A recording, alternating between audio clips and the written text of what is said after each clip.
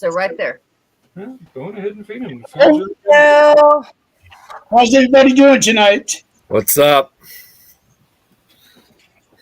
Zach is ZAK, right? Zach. Yes. Yes. Well, ZAK. Sorry, actually, it's I'm all- ZACHARIE, but But on thing.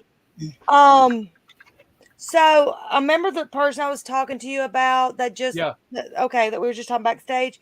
She would like to join your podcast if you have an opening that day to talk about her recent yeah, thing. absolutely. So I'm gonna have her send you a friend's request, or have you send or her send you a friend's request. What's her name?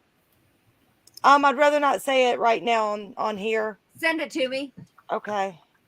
It's 2 a.m. to 12 midnight Mountain Time. And we have a spot that Jan and I are going to do, but if she needs an earlier spot, I'll give mine up for her. So, for those that don't know what we were just talking about, Zach does a 22-hour podcast and support. Tell them about it, Zach, so we don't look just idiots sitting here talking. Well, what we're doing is this is our second year in a row, and we're taking 22 hours that we dedicate to talk about how to start a conversation with our heroes, those who have. My face is disappearing. You're fine. But those who have served our country, we're losing 44 to 47 veterans every day. And so we're dedicating February 22nd to a 22-hour podcast. It goes from 4 a.m. East until 2 a.m. East. Of course, you can do your own time limit or time from there. But we're wanting to discuss organizations that work hard to help our veterans, and we're wanting to help people learn, start a conversation, because conversations don't start themselves. And if we're waiting for this to end on its own, we're just going to continue to lose people. Hey, your grandbaby's saying hi. Hey, Angel. She keeps telling you she's not an angel. Yeah, I know. You're about to find out she's not.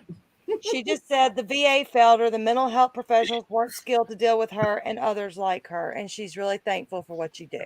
Brad? Well, we're doing this because those men and women, they raised their right hand, and only 1% of Americans raised their right hand to say that pledge, to defend our country and to defend our way of life. And we're losing 44 to 47 of them every day. And we need to make sure as citizens that we're there for them when they need our help, because they were there for us.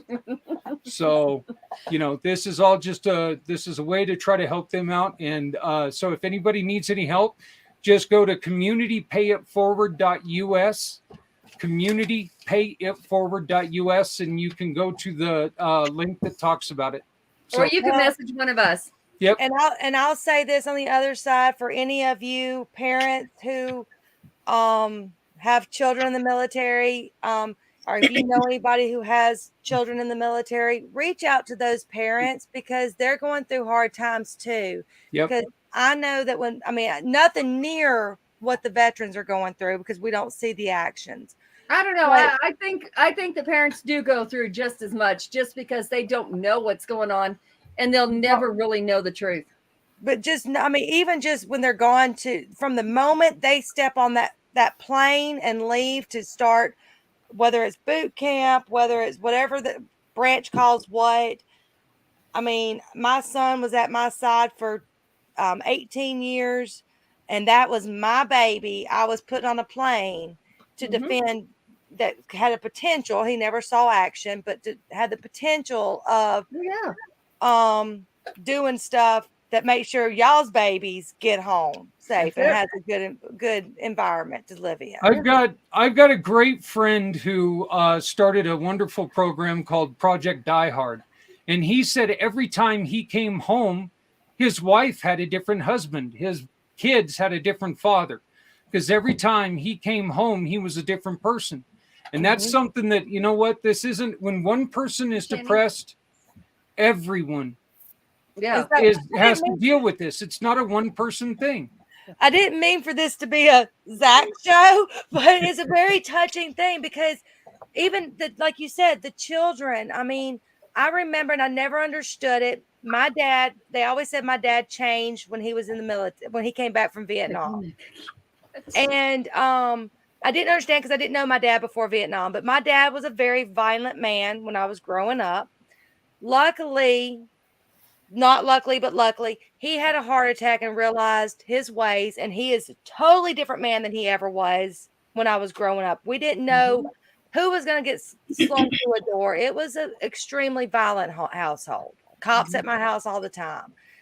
And that's why I always say, you never know what people have gone through. So always be careful what you say to people because people would never know. I'm energetic and all. You would never know that, and I'm not scared to talk about it, but you would never know that I had neighbors at my house with baseball bats wanting to beat up my dad, or that I watched my brother get slung through a door that was closed when I was 3 years old. But he is a totally different man now, so that is not who my father was. But I used to walk in his house because my parents got divorced over, because of all that. But I used to walk in his house, and of course, being the kid that would sneak in, my dad would get up, and he never hit me. I was the baby girl, but he would almost knock me to the ground, and I never understood how he always heard me sneaking in. Yeah. And finally, he told me one day, he goes, I need you to come in the house making as much noise as possible.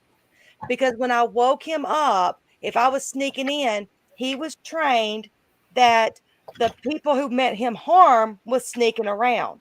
Right. The people who didn't mean him harm made noise. So therefore, he thought I meant him harm. So he wasn't coming after me. Yeah. He was coming after someone that was potentially going to harm him. Right. Yeah.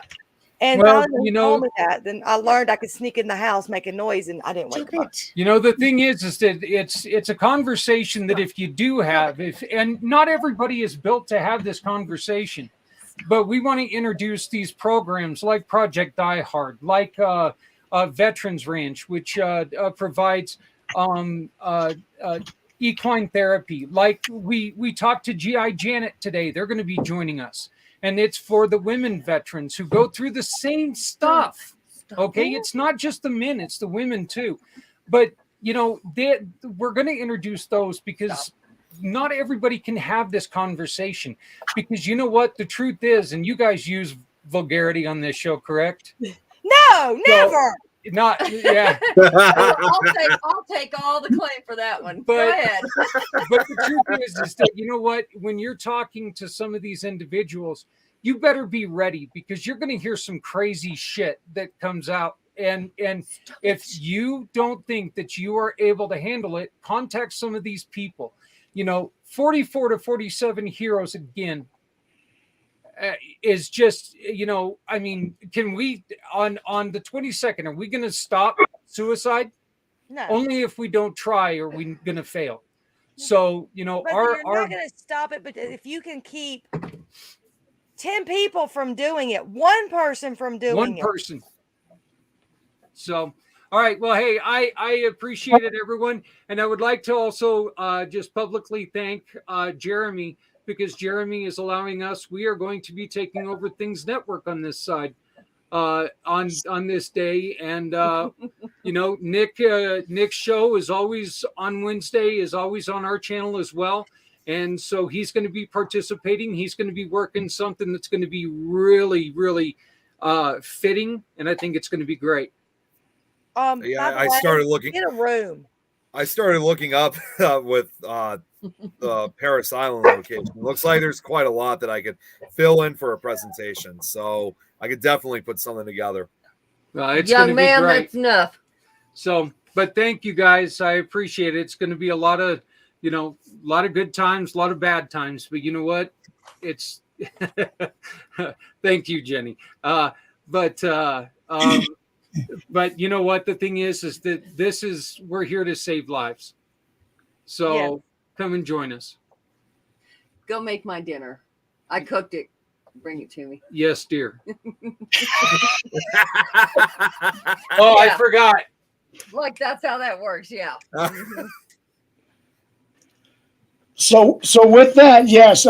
Last year Zach did it for 22 hours. Adrian hosted a portion of that along with Jan, who also had. I think Nick, you participated in it at one point. I believe I did. Yeah.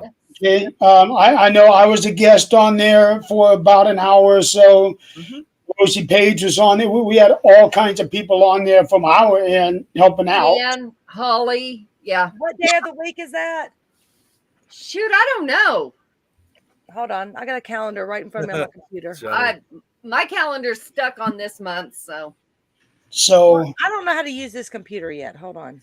yeah, so February 22nd, that's on a Wednesday, and on from 4 a.m. Eastern time until 2 a.m.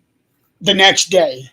So tell Zach to put me down sometime after 6 o'clock on, and I'll jump on after 6. Okay. after 6, just because I can be off work hopefully. PM, Nina's right? asking what's the event again. Okay. Okay, the event is is there a proper name for it? Hey, Rebecca. It's Hey, a sister. 22-hour, excuse me, it's a 22-hour podcast for veteran suicide awareness for it. Talk to people who have considered it, gone through it, survived it, whatever. Talk about help, what kind of help that's available for them. Basically, just do whatever we can to raise awareness and hopefully save lives. Yeah, the thing is, it used to be 22 a day. Suicide used to be 22 a day. That was over a year and a half ago. It's long past that now. It's in the 40s. But Yeah. obviously, there's not, 44 days in a month. So everybody still thinks 22 and suicide. And when you think 22, you think military. And that's what we're trying to do. It's not just the people in the military. It's not it's the wives, it's the husbands, it's the kids. There's kids, and like Eileen told the story a little bit ago, I never experienced that because my parents were immigrants. I didn't get that. But what I did get was one of my friends, I spent the night with her, and it was just her and her dad. I don't know where the mom was. I really don't know.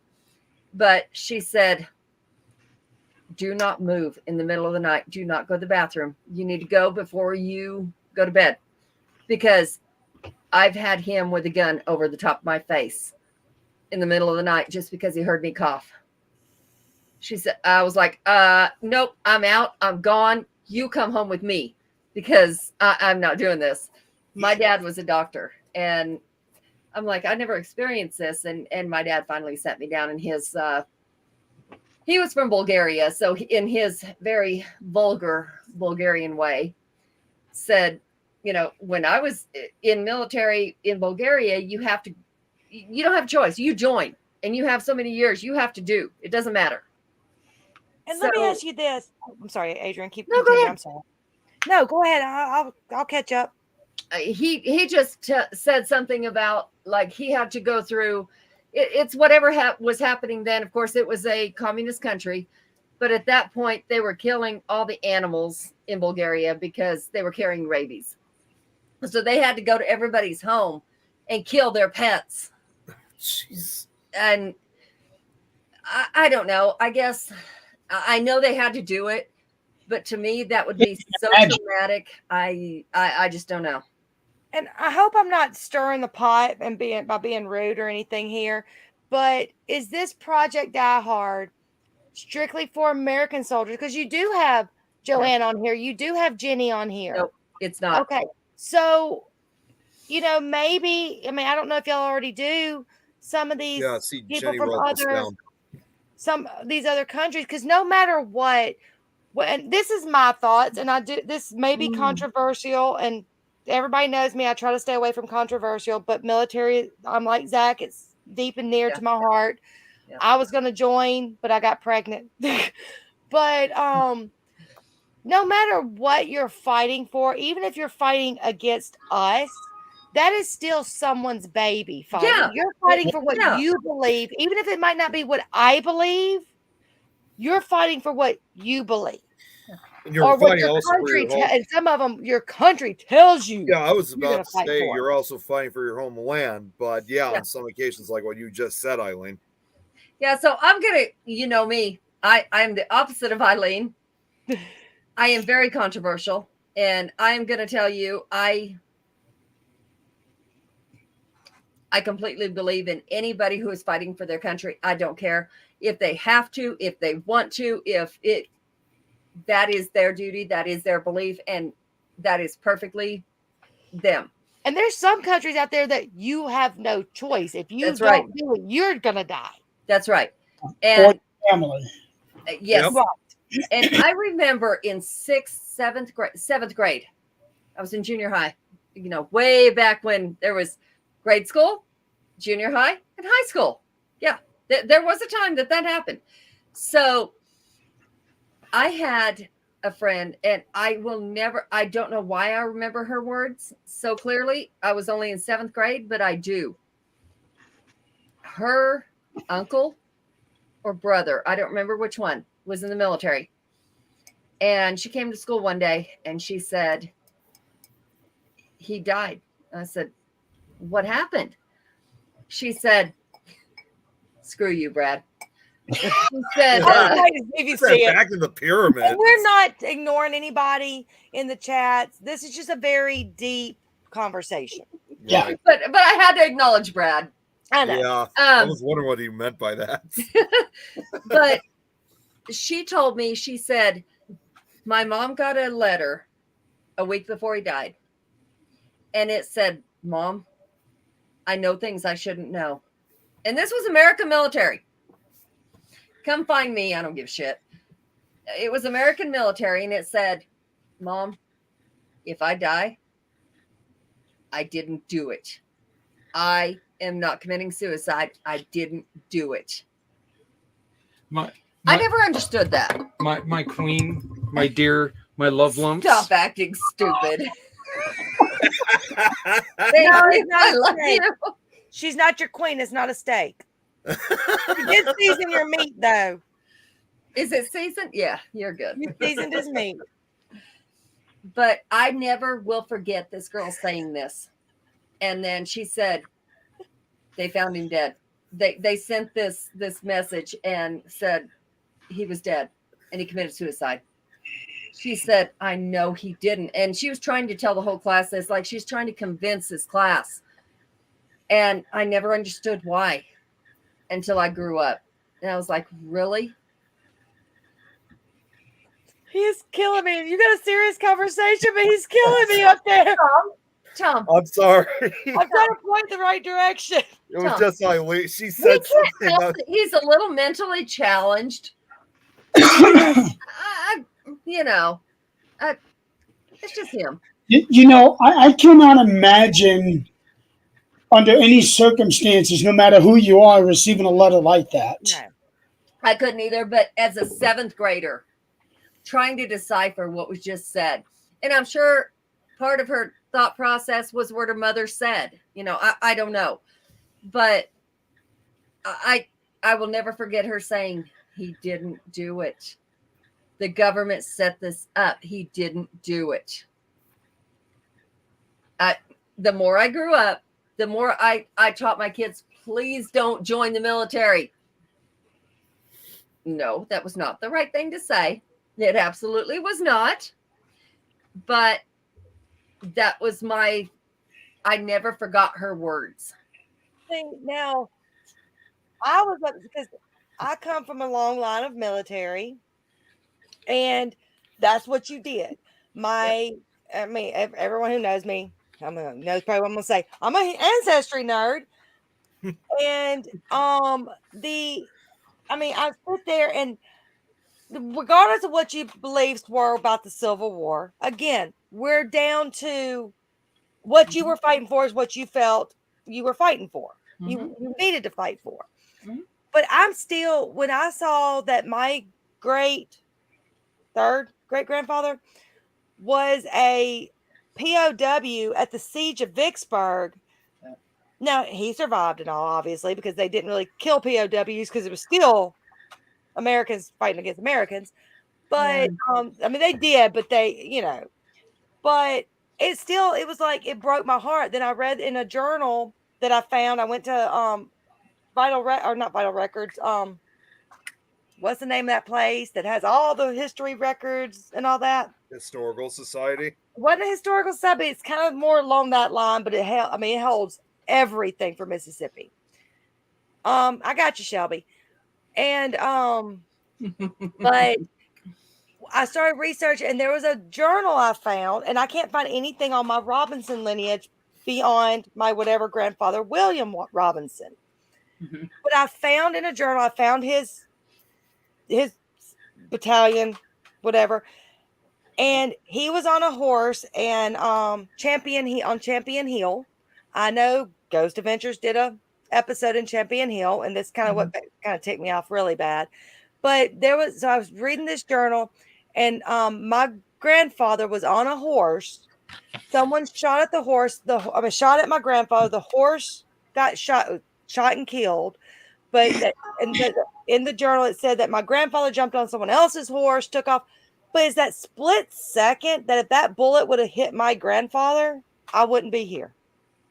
It makes you really think that split second, if he would have died in war, because my grandmother was not, my whatever grandmother was not born yet. Be right back. No. But, it does make you think. I mean, just so many things can just change an entire future. The people who do commit suicide, there was more in there that they needed to do in this life. Yeah. And it stopped because they gave the ultimate sacrifice. Not even just just the people who just died during war. Or even, there's people now, it does not just start because of the fact that they go off to war. That is not even where the issues start. If they tell you all the time, hey, you've got, and I did not mean for this to be a Zach conversation, Zach thing, but they tell you, oh, it's not like it used to be. They can't do the stuff to the recruits like they used to. Yeah, they can. Yes, they do. I did not realize. So my son was in Parris Island, 4th Battalion. And I was told, oh, no, they don't. Okay, I'm just going to say the word. They don't beat them like they used to. Oh, yeah, they do. And so everybody found out my son was in 4th Battalion. No, which one is it? 3rd Battalion. 3rd, 4th?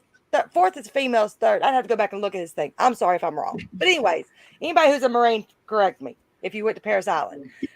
But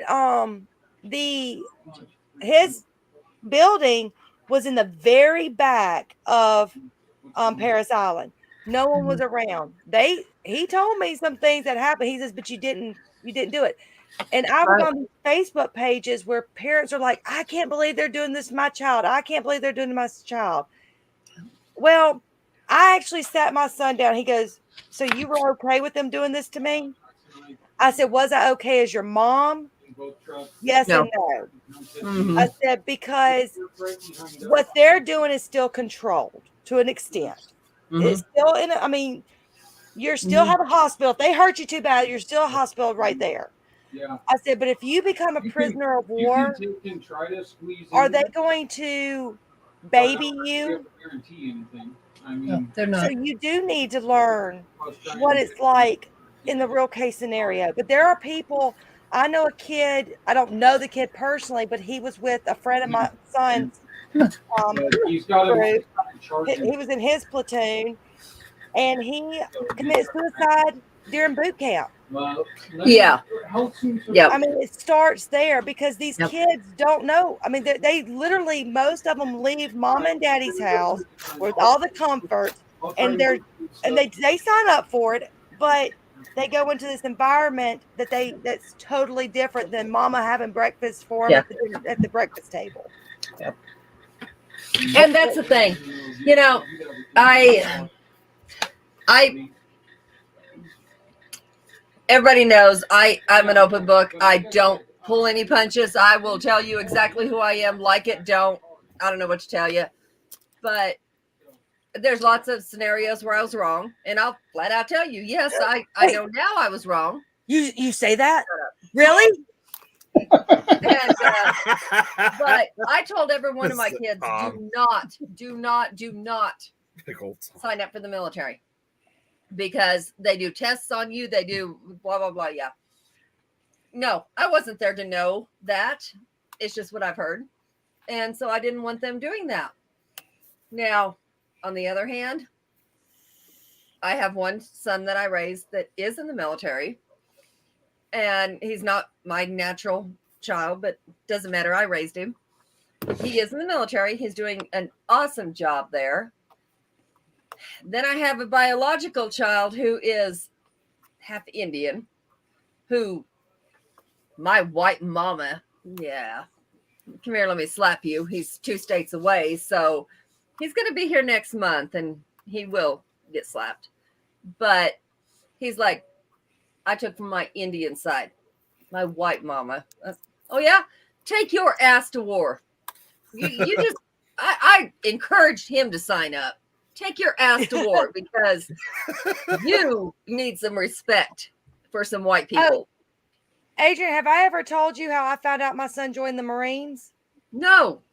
So my son, he always talked about the Navy. He's not the best student in the world. He doesn't test well. He's a smart kid. He just doesn't take tests well. So he knew military was probably going to be more his lifestyle. Mm-hmm. Of course, no offense, he loves firing guns. But so nothing wrong with that. He was there was an issue. I think he was too short for the Air Force, maybe. There was something else, and he didn't want to do Army. So he was like, I'm joining the Navy. I was like, I can deal with the Navy. You got 4 hots in a cot. Or 3 hots in a cot. Well, I say 4 because I eat too much. But 3 hots in a cot, you're good. I'm happy, Mom. Mm-hmm. I'm at work. I get a phone call from, you'll see him on here every now and then, from Tim Surratt. And he was our chief of police at the time in our town. And he called me up. He said, hey, do you know where Brandon is? I said, are you calling me on a professional or a personal level? Because is he going to jail? So he said, on a personal level. That was always my response when he said, did you see Brandon today? But he wasn't a bad kid, but you just never know. And so I was like, no, I don't know where he's at. Why? He goes, he's at the recruiter's office. I'm like, okay, well, he's joined the Navy, the Marines, all that was right there together. I said, he's joined the Navy, no big deal. He goes, no, baby. He's at the Marine recruiter's office. I'm going, huh, what? And I know, no offense to anybody in any other branch, but I know the Marines are the toughest branch. That's why you don't have to go back through basic or boot camp if you leave the Marines to go to any other branch. So, of course, I don't know much about the Marines other than my uncle was a Marine. And so I'm freaking out. I'm trying to get my son on his cell phone. He's not answering. I'm like, Tim, what's he doing? He goes, he's signing papers. Oh, no. I'm like, oh, crap. Oh, boy. So that's how I found out my son joined the Marines. I said, well, what happened with the Navy? He said, well, I got to thinking, did I really want to be in the middle of an ocean for months? And he goes, and if I was in the ocean, the Navy had to take care of me. Wow. Yep. Well, I What a dummy. from that perspective, because when you're out there in the ocean, something happens, you've got nowhere to go. Right. Wrong. You do have somewhere to go. You do. Overboard. And nobody will ever know you left. Yeah. He was scared he'd be on a sub. He said, I could You'll be handle the boat. My luck, I'd be on a sub. He Yeah. will be shark shit. That's what, yeah.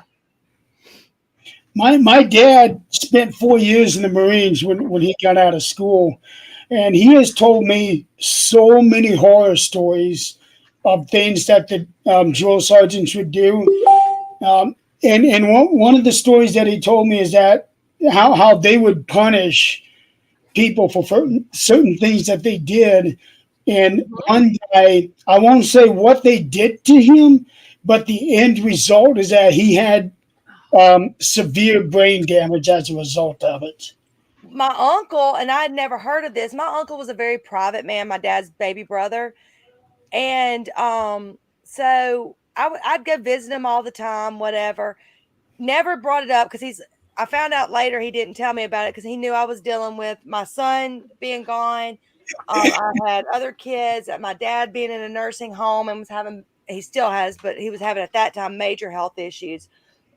But he sat there and all of a sudden I get a phone call at work and my cousin's on the phone and he said something. I couldn't understand what he said, or I didn't think I understood what he said. And I'm like, well, okay, who died? He's like, such and such. I was like, wait, no. I'm sorry. I don't think I heard you right. Who died? And he finally, because he kept saying Uncle Joe died. And I was like, who? I wasn't comprehending. And then all of a sudden he said, my dad, meaning his dad. And I dropped the phone. And I mean, I was mentally gone because that's my dad's baby brother. And he was, as far as I knew, he was in perfectly good health. Yeah. And so I immediately got off work, ran to see my Aunt Rita and my cousin.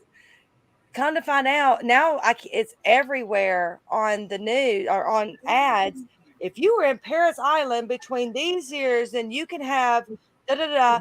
He actually developed the leukemia. He was in his 60s, 70s, whatever. He developed the leukemia. If you see those ads everywhere on television, he got that. And he was he was overweight and all, but my whole family gets that way. But other than that, perfectly healthy, I thought. But he ended up developing leukemia because of being at Paris Island for boot camp. So now I see those ads like 15 times a day. Camp Lejeune, I think. Camp Lejeune. Yeah, I'm sorry, not Paris Island, but he was stationed at Camp Lejeune. Yeah. I see that commercial every time I go over to my dad's house. He watches the cowboy channels, but every single commercial has that. If you've been at Camp Lejeune, time to this time, contact us. Yep. Yeah, so I mean, I'd never seen that commercial until after he died. But and he was whoa. Then I was freaking out. Okay, I don't know who this guy is. Let's go back just 1 second. I don't know who he is. He just said earlier from even from insane asylum. Yeah, I'm just not sure. Okay. Well, first, what is AML? Because I don't understand what that is. Yeah, what is AML? Yeah, can you elaborate on that, please? If you get a chance, message one of us, please. I would love to have you on a show, and I would love to talk about the out-of-body experience, the afterlife, all of that. Okay. So while we're waiting for him to respond back, myeloid leukemia. AML is I'm assuming he means acute myeloid leukemia, cancer of the blood cells. I thought so, but I didn't want to guess that. Someone just no, Tom, I need one. I'm drinking Diet Coke. Cheers, really Tom. Here's what Shelby said a few minutes ago. Shelby, I'm with you on that. I mean, I sit here now and go through stuff. I thought of Jeremy. I came across my grandfather, that I call my grandfather, was my grandmother's second husband. They were 20 years apart in age. His name, but anyways, he was actually, I believe, in World War II. But I found his stuff for being a master mason, Jeremy. Okay. Yeah, we'll discuss that later. Nope. Nope. We'll discuss that all later. We'll discuss that later. But whoever it is from the Mark Joe shows, yeah, message us sometime, and like Adrian said, we'd like to get you on the show and talk about those out of body experiences. Or That's even right. if you don't want to mention your name or you don't want to be, named, talk to me. We'll do it anonymous. I've been on a quest here recently about near-death experiences, all that good stuff. So, yeah. Tom has a fear. I don't believe it. Yeah. Cheers, Now, Tom. as having people in previous wars, like Shelby saying that she had a grandpa that fought in World War II. Okay. I don't know. I think my grandfather also fought in World War II, but I'm not 100% certain on that. But I do know that I've got a distant cousin who fought in World War I. Oh wow. He's actually a decorated hero because he went in and saved a lot of Americans. I don't remember the scenario of it, but he's very well known. Alvin C. York, Sergeant Alvin C. York. He's actually a distant cousin of mine. I'm writing it down because I am going to look this up. So this person here, Yeah, Joe, do know. Teen Asylum Joe. podcast. I have seen that podcast like once. Forgive me. I'm the worst about being on this one when I'm supposed to be. Ooh, That's great. so Brothers in do Korea. not get mad at me for not knowing what that is. I've only seen it once, but I do know what it is. If you're okay with that, you can either come on our show or I'll interview on your own show, whatever. He just wants more knowledge. Huh? You just want more knowledge. I do. And here recently I've been into what happens in the afterlife, not really what happens, obviously we don't know that, but the near-death experience type thing, what people experience, because I've said it before on here, everybody's is so different. And I'm trying to figure out why. Why is it so different? If it's all the same place, why is it different? If it's all, obviously we don't all have the same God belief system as everybody else. But even though one is pagan, one is Christian, one is Jew, one is, anything, Wiccan, some of them all have the same experience when they first pass. And then they come back with, I saw flowers. I saw my family. I saw a black hole. Why? That's kind of my thing right now. Not that I'll ever really find out, but maybe we'll get some data on it. I don't know. Tom's like saying it is open mic, isn't it? Bring him on. If he's willing, of course. We'll have him on. We're not trying to make this all military. We're not trying to make this all, whatever. If anybody knows me, I was everywhere. Yesterday, tonight, we just Scott. real talk night. Let's talk about real stuff. That's because we've been having a lot of stuff happening lately, just in the last couple of weeks. We have, and I'm going to say here in this coming weekend, we have we have an investigation that's for the first time in a long time I'm actually excited about, because usually it's like Speaking of, Adrian, what is look it? on. Who's on? That's me. She's the one going to come with me, actually. Brad. She actually lives right here, which is so awesome. I finally have somebody that lives close that I can actually trust. And she's like right here. She is awesome, empathic. She's awesome medium. So yeah, it's awesome that she's here.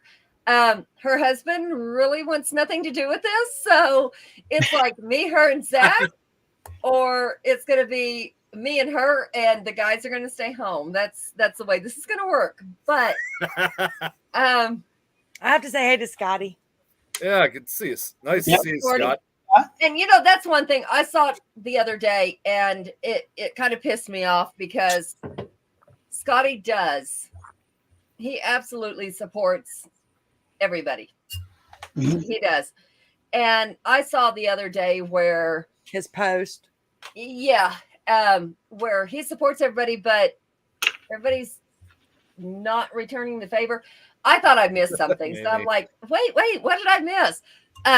Apparently I didn't. But the point is, there is not, if you'll go back on this show, even Joe just wrote this. there is not too many shows that you're not going to see him on. If you have an issue and he knows who you are, there's not too many times that he's not going to message you and go, what's going on?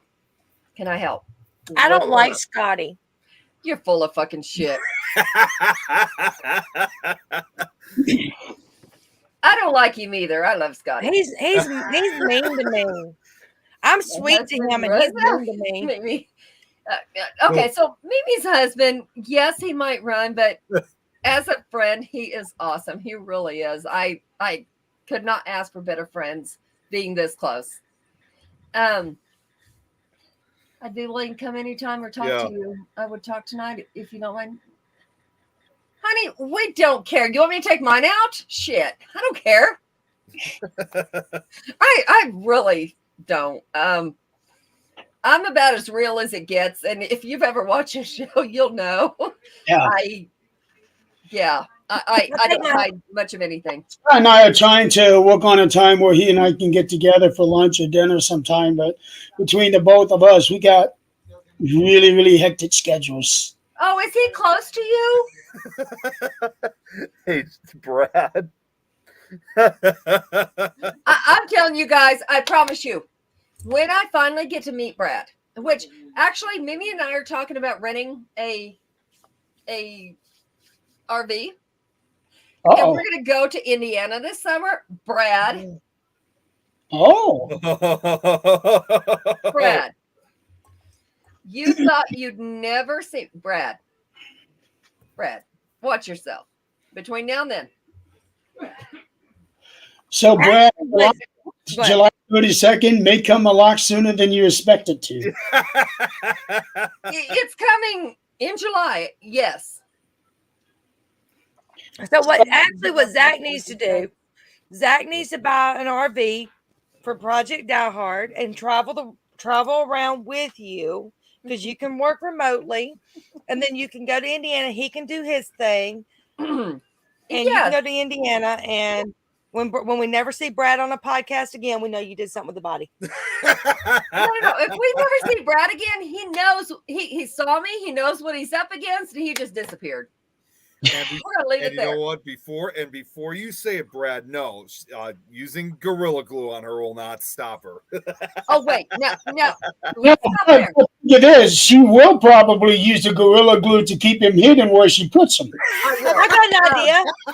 There's this great thing that I heard when I was like 12, which I've still wanted to try, but I never disliked anybody enough to try it. Uh-oh. And if he was to push it, I guess I can. But, you know, there's this thing where you take it and Gorilla Glue it to the belly. Let's see what happens. I can video it. I know. I've heard of what you're talking about. Yeah. Not a fun story from what I've heard. Brad, you want to be the guinea pig? You trust Well, me? he says he's got his Gorilla Glue hot glue gun. So, Okay. His ex did I'm that to game. her ex. Let's do this shit. What? about this coming summer, so I'm gonna let you guys all in on the very latest. Yeah. Oh God, I did not know she was on here. No, Okay, before you get started, Jeremy, I got something for Brad. I got something we can do to Brad, Adrian. Let's take that Gorilla Glue, only because I don't want to kill him. Let's take the Gorilla Glue, glue his lips shut, but we'll put a straw right in the middle to give a little bit of breathing there. There's nose. okay. His nether regions are not going to kill him. If I Hey, you glue know it what? to that belly, it is not going to kill him. But think about it this way: if we did that, then he couldn't say, "Alexa, play Poison." You know what else, by the way, after when you guys do that, is that's when you guys could sue the hell out of Gorilla Glue because it didn't say on the disclaimer you couldn't do that. It now says you can't put it in your hair, probably, but it doesn't say not on your lips. Yeah, that's what I mean. You could sue the hell of the company again because it didn't say on the disclaimer. Yeah. Don't do it on lips. Sure, I'm pretty sure it says not to get it on your skin. That's not it. Trump right there. Go away. There we go. Okay, he's gone. So anyway, Rodney Carrington, Morning Wood. That is a song. We can fix it. it is. Pay us for this. I promise you. I've seen him in concert. He's awesome. We can do this. Oh boy. So this coming summer, I know Adrian knows about this. Eileen, you may have seen this. Probably not. A couple days ago, I have my latest doctor's appointment. This is with the doctor who's going to be working on my nose. He said that what he's going to do is going to take 2 surgeries.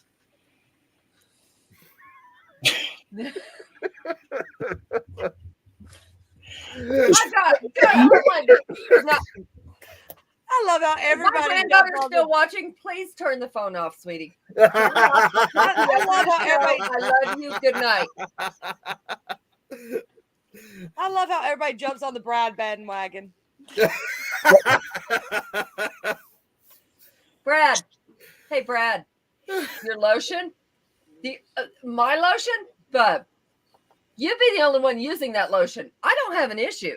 If Brad, you I'm just gonna, you know what? I'm just gonna say this now because it's talking about lotion. Is for him, it puts the lotion on its skin back. On its skin. It puts his lotion me. somewhere, I'm sure. Or else it gets the hose again. What were you saying? Okay, I'm You sorry, remember? Jeffrey. this is how the show goes. It's how it goes all the time. Okay, Train's here. We're here. Yeah. So Robin. the next thing not the next thing, but the nose is going to be the very last thing done. As we all know, in 6 weeks, I am having surgery on my eyes. Oh, Hopefully, I can get rid of this thing.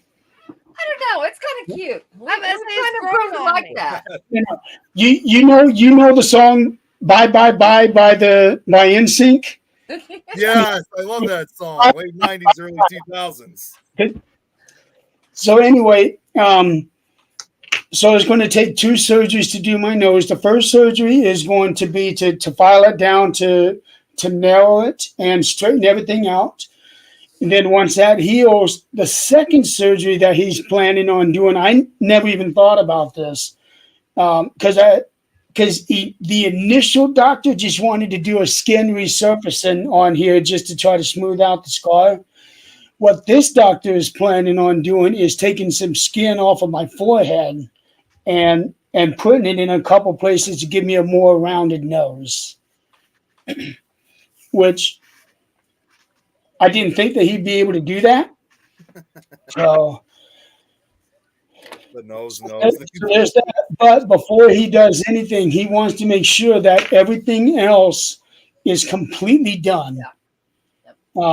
Which means I need to get this cheek brought in some more because I'm still not happy with it. Because when you look at a picture, you see how my face is kind of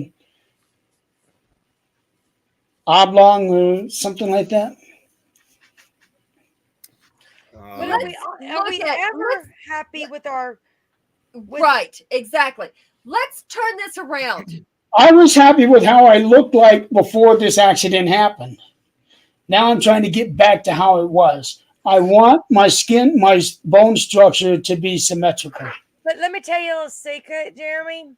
I want to be a size 2 again. Yeah, me too. I want to have thicker hair and less wrinkles. Is that possible?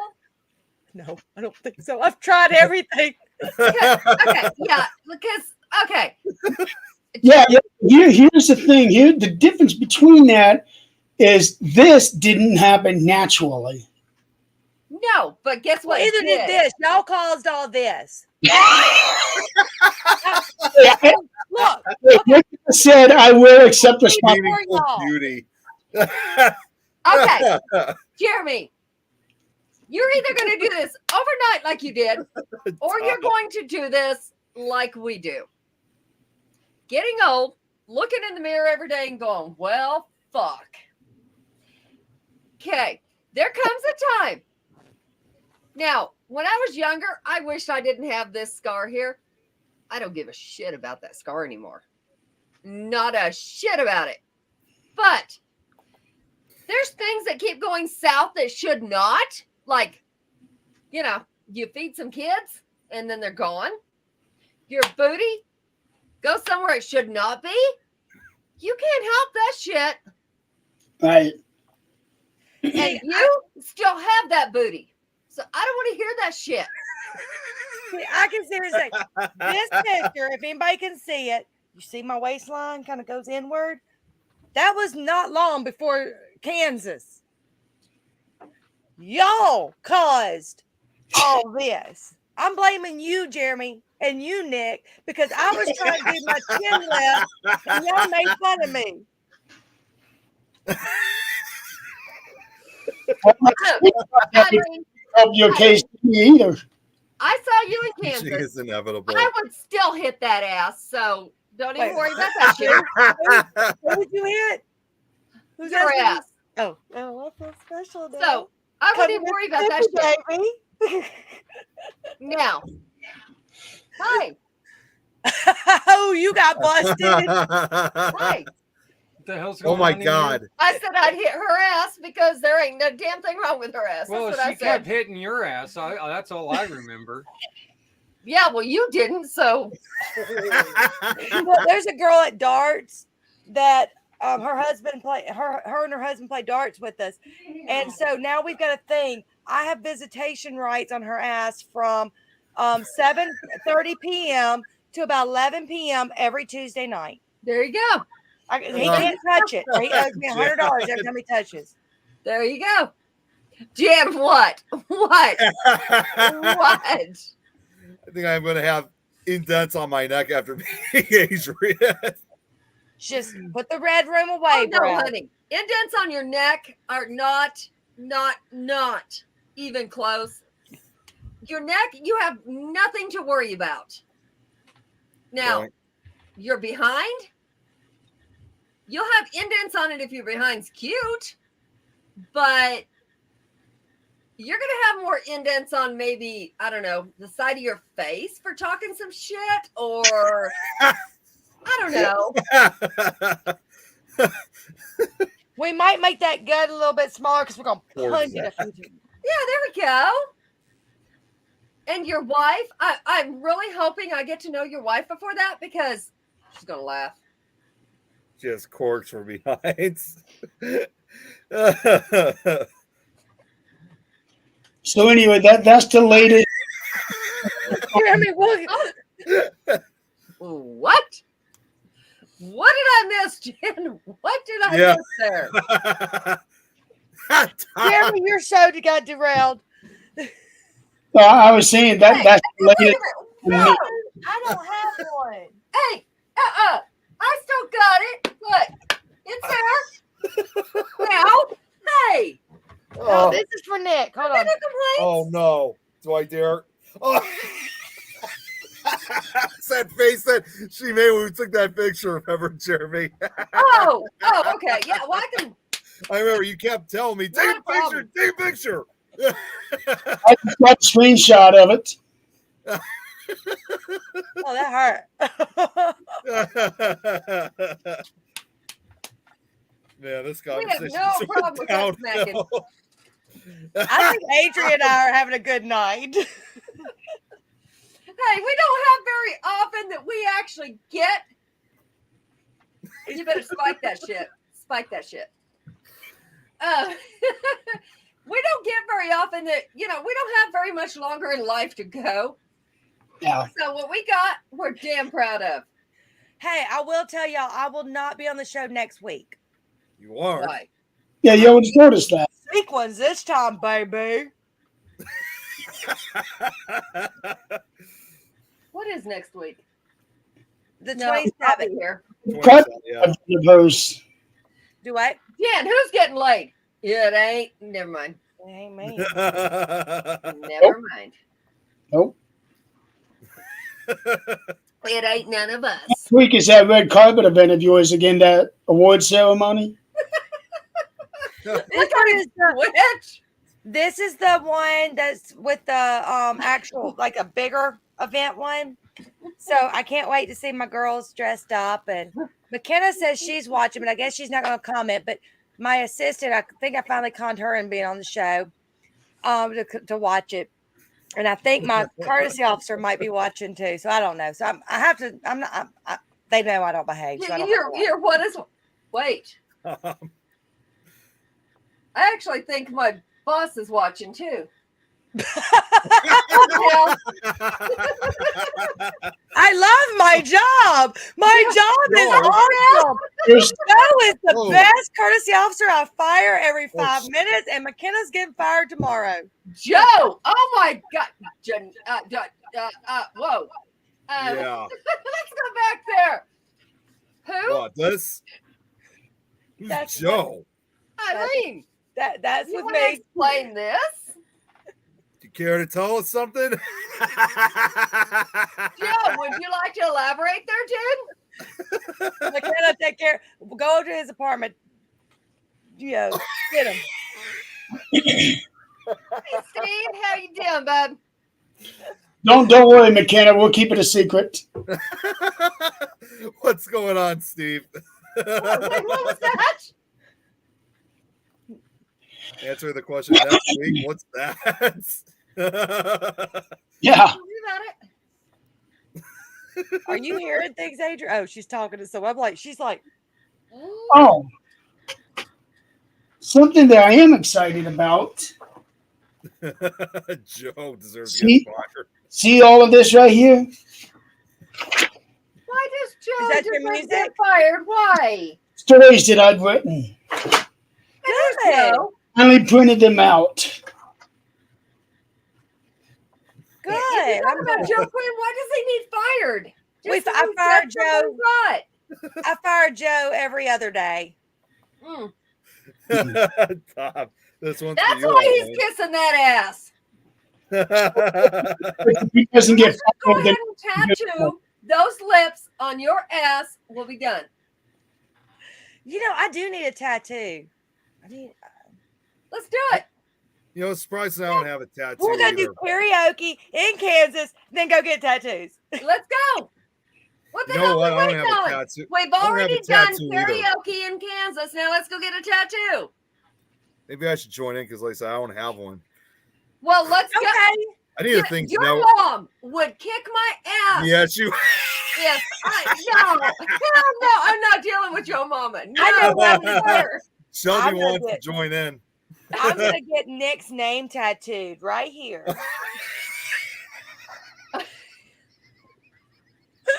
Did you spike my drink, Adrian? Of course. I was behaving. I can't be the only one. I had serious conversations. Oklahoma. Yeah, Oklahoma. I'm telling you what, Oklahoma does some shit like this. Oh my gosh. All right. Adrian, you get the phrase I agree with Brad tattoo. Brad, hey, let's go get a tattoo. Let's go to the parlor. You ready? You ready? And when we get there, it's going to say, I kiss Adrian's ass. That was right. Remember, we are in a cult now. Shelby, God. No, Shelby, she's not. No, she's actually not joking because somebody, her and I went on a trip. And if anybody knows our story, they would know why. But if they don't, that's anyway. I know part of that story. No, you know. I the don't whole know any story. part of the story. So we went to Kansas, and at the end of our trip, we're like, My son is actually her son. Don't ask how that happens. It is. And Well, I can her tell you how young that man- happens, but I think you know. Okay. Her young man is my baby. I love that young man. And her young man that is deceased, no, I'm not disrespecting her or anybody else. She has no problem with me saying this. I promise. Her son that is deceased kind of travels his whole family between me, her, his brothers, his sisters. That's just what he does. And so we just kind of change kids when we need to. I got some I can send your Hey, way. I got these things. What the hell you call me Jen for? Look, you see these things? They may not have been D's at one point in life, but they are here, young woman. What the hell's wrong with you? Do we need to put the disclaimer up? Yes. Yeah, maybe I should. There were Maybe I audio, should. so please use the video. Hey, Brad. This is Brad. not NC-17. This is not rated R. This is rated triple X this time. Oh no, I was just gonna say it's just rated G for Gorilla Glue. There we go. Perfect. Okay, so we get to Kansas. We're on our way to Kansas. My son bonds with her faster than anybody. And my son is really hard to bond with anyone. He's Indian. He's like white women. We've already talked about this. White women dated a boy. White woman gave birth to you. Your ass wouldn't be here. End of story. We have this conversation every time we talk. But my stepson was with my son when she met him. And that's okay, Jen. They can think what they want. I don't give a shit. But she got to meet my stepson that I had not seen in years. I mean, years, like 12, 13 years. What I did know is he tried to commit suicide like a month before I got to see him again and she got to meet him. Her and that child and my child bonded like instantly. It wasn't, I want to say 3 months after we got home. 3, 4, 6 months. That boy that she met did commit suicide. Well, they said he did. He didn't. He was murdered. When he tried to commit suicide, he did it with a belt. He meant business. It was not going to fail. He did what he needed to do. Well, by the time it was over, between us and our medium friend, he did not commit suicide. It was with, those long 6-foot cords that you plug into a phone to charge it. Oh, He yeah, tried we to got one of those. Suicide with that. He didn't. I Jeez. promise you he didn't. Tied one end to a barbell set in the hallway, put it over a bathroom door. Now, mind you, everybody knows that a chintzy built mobile home, the door is like particle wood. It is not going to hold up anything. Put it over that, put it around his neck and tried to kill himself. No, he was dead long before that happened. But she got to meet him before he died. He came to everybody but me because me and that boy fought. He is my stepson. We fought. But he did not commit suicide. He didn't. But she got to meet all of my kids, like past, present, and Future? future not yet, because something happened. She did not get to make it to my wedding, so she did not get to meet future. She will. But these kids are like a part of her, and her kids are a part of me. There's no ifs, ands, or buts about it. And her little girl, oh my God. If you ever see a picture of that little girl, let me know if you think she's demon or angel. I think she's an angel. Mama thinks she's a demon. I don't know. I can bring you mine right now. Been on video on I this. would love to have a similar story to what happened. Hold on. Hold that thought. Uh-oh. Here we go. Shelby, Video on this show before. message me and tell me your story.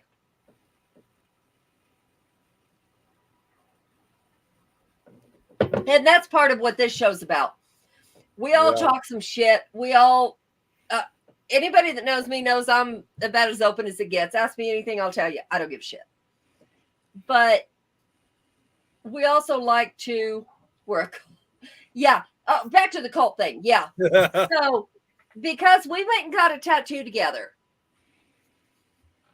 on the way up there, we're like, we're both healers. We're both energy healers. We're both empathic. She is way advanced, way past what I am. And I always tell her that she's like lived 5 lives. And she is way older than her age in mentally. She really is. She knows the right thing to say. She knows how to fix things but like anybody else, she can't fix her own. Joe. She needs somebody to be able to be there to say it. Speaking of cults, what? What? My demon child's asleep. Oh, no, we're not. No, that Charles Manson bullshit. I do have a question. I actually have a paranormal, not really, but a bit sensitive question. Okay. So, with me being in the paranormal so much, and I've been working on opening myself up more. But what I'm finding now is my personality is starting to change. Mm-hmm. Yep. I am not don't let things roll off as much. And so I've catch myself, and if McKenna's still watching, then, but I catch myself feeling a lot more lately, and I find myself snapping more. So when you have people who are like getting into you, yeah, and you don't even realize you're open up, how would you like shut it down like that? I mean, what would be? You I don't. need to. No. Here's the thing. You're opening up empathically. You are allowing yourself to feel everybody else. A side effect of that is It's feeling everybody else. It is feeling how they can hurt you. It is because the best thing and the worst thing at the same time. Y'all have all known me for at least, what was that? Over a year now, working on 2 years at the minimum. Yeah, almost 2. And so y'all know that I'm always the type that goes, okay, but let's look at it this way. And that's okay. I still do that, but it's more boom. And now I have to take a step back and go, oh, I shouldn't have done that. No, do not do that. Wait. Your first instinct is exactly right. Don't second guess yourself. Don't do that.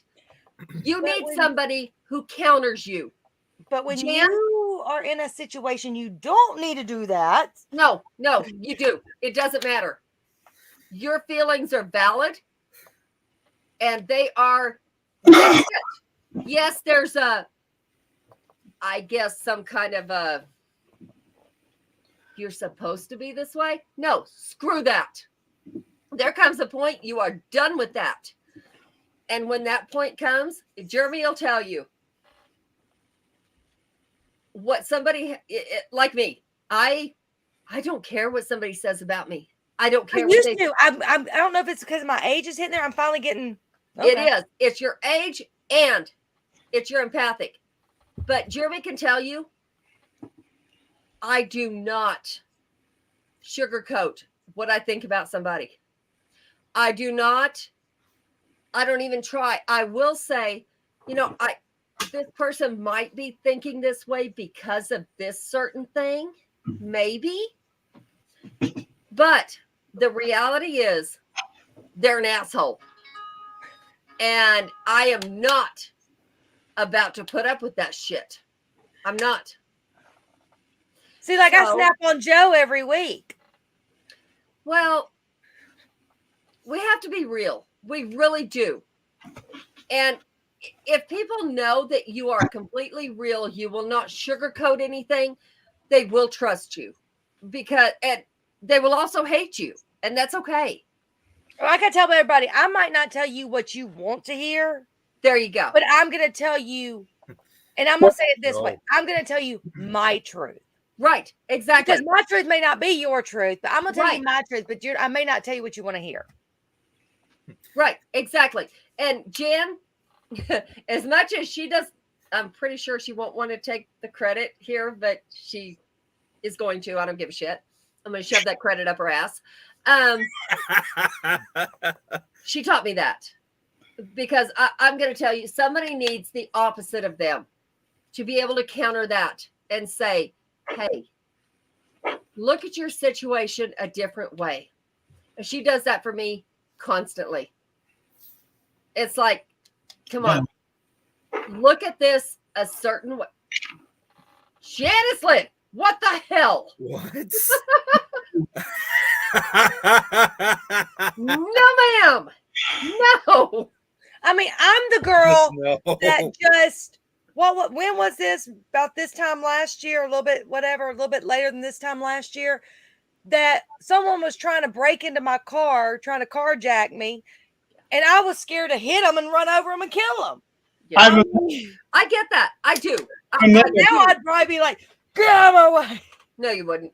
No, because society tells us, we look at all these news documentaries, all of Jan. By the way, I did have my wine. One thing needs to be brought up. But seriously, they look at it as murder before they're going to look at it as, oh, you were saving your own life. Right. We're not in Texas.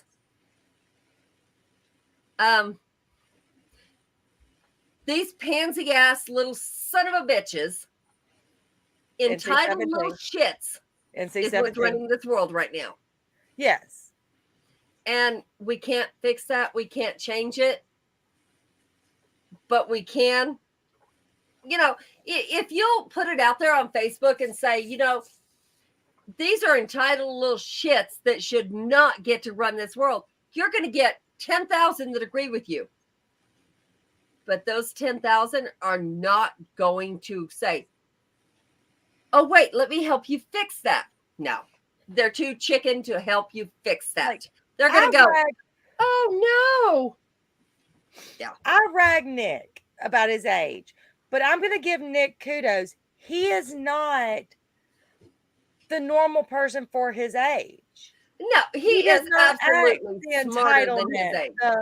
He is well beyond his years. He doesn't have the entitlement that people his age have. No offense to other people his age, but because you might not either. But, Nick is different, even though he's still only 10 years old.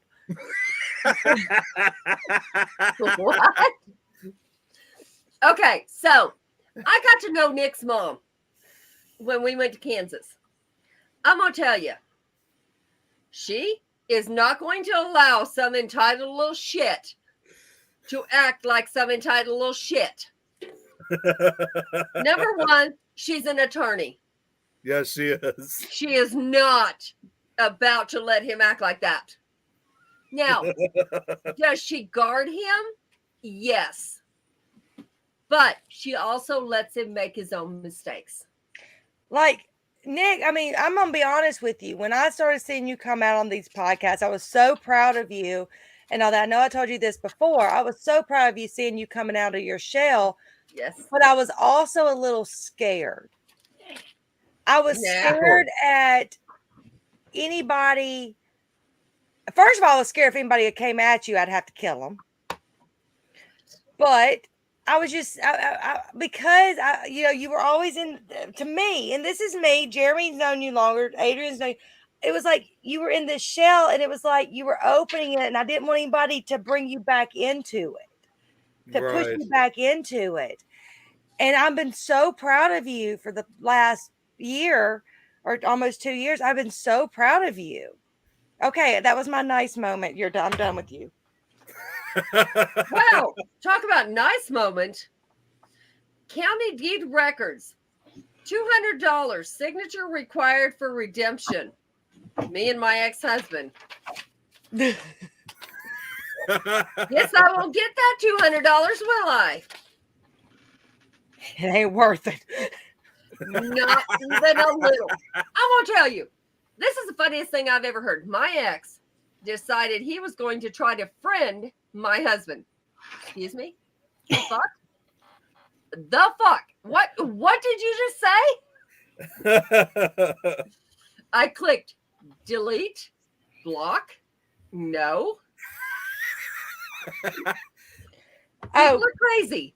I sent your husband a message on who it was I want him to reach out to, right? Baby, Yeah. read your messages, please. I haven't messaged him in a long time.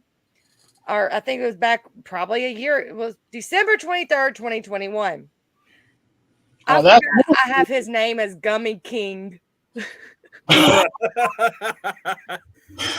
That's me, not him.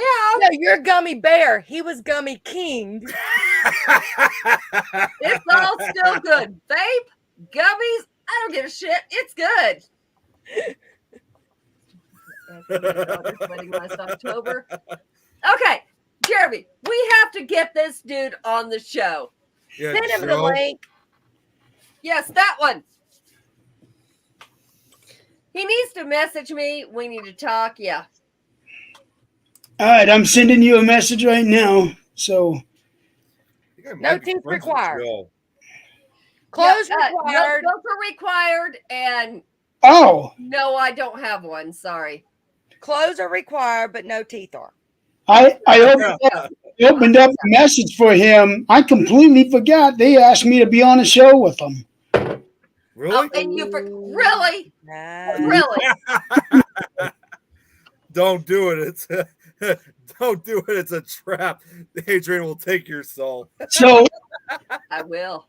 real quick, I want to touch up on what Eileen was saying about, snapping and all of that, because I find myself doing that a lot lately. I get very, very irritated really, really quick. There's two reasons for that, Jeremy. It's not just age. It's really not. It's confidence that you do know what you're talking about. That nobody else needs to tell you what the hell you need to feel or think. Or It's not just that, but I feel like that is probably accident related as well. You came No. across something that was No. so traumatic that actually your life is totally different now. Yeah. Hi there, Joe.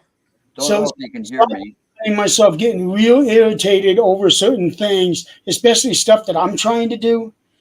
And even my dad has noticed that as well. He's like, you get mad very, very quick. I was like, I know. I've been seeing that, and I don't like it. Okay.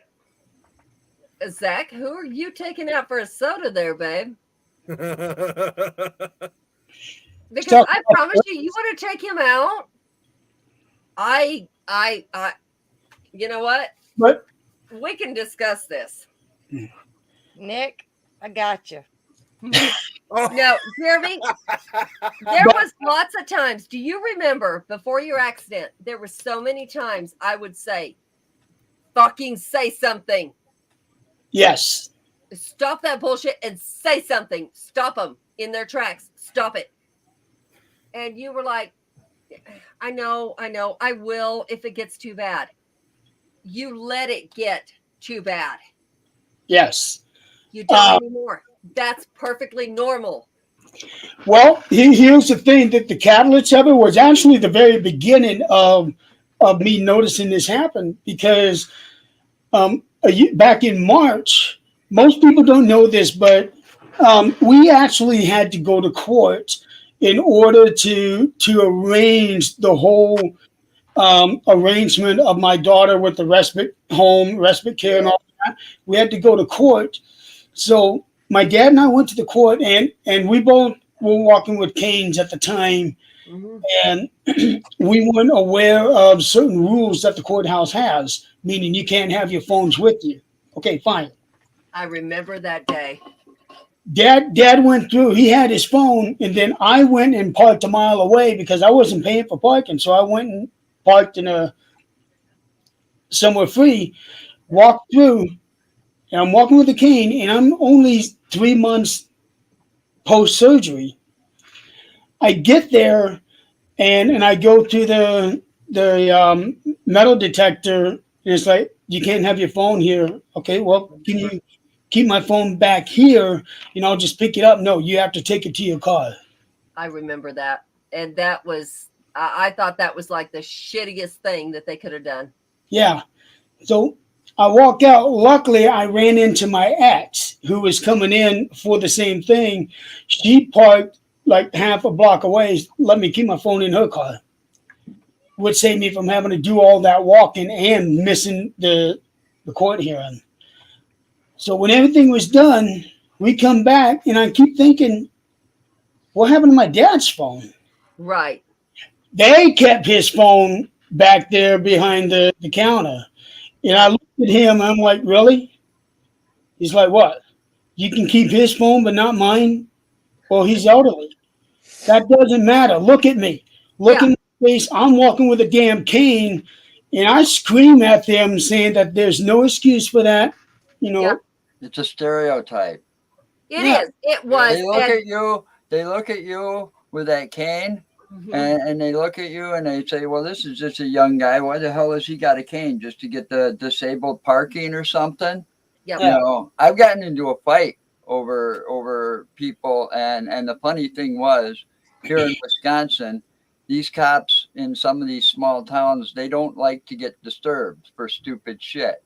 Right. And this guy sat there and he's like, I'm calling the cops. And I said, go ahead, call the cops. Cops comes out, ran the plate on my car, found out that it was to me, you know, registered to me legally, and the disabled plates were legal. So he just wasted the cop's time. $200 fine for the guy for wasting the cop's fine. There you go. Yeah. Good. And I felt like, oh, justice has finally been disturbed, because I get these weird looks because I walk with a cane all the time.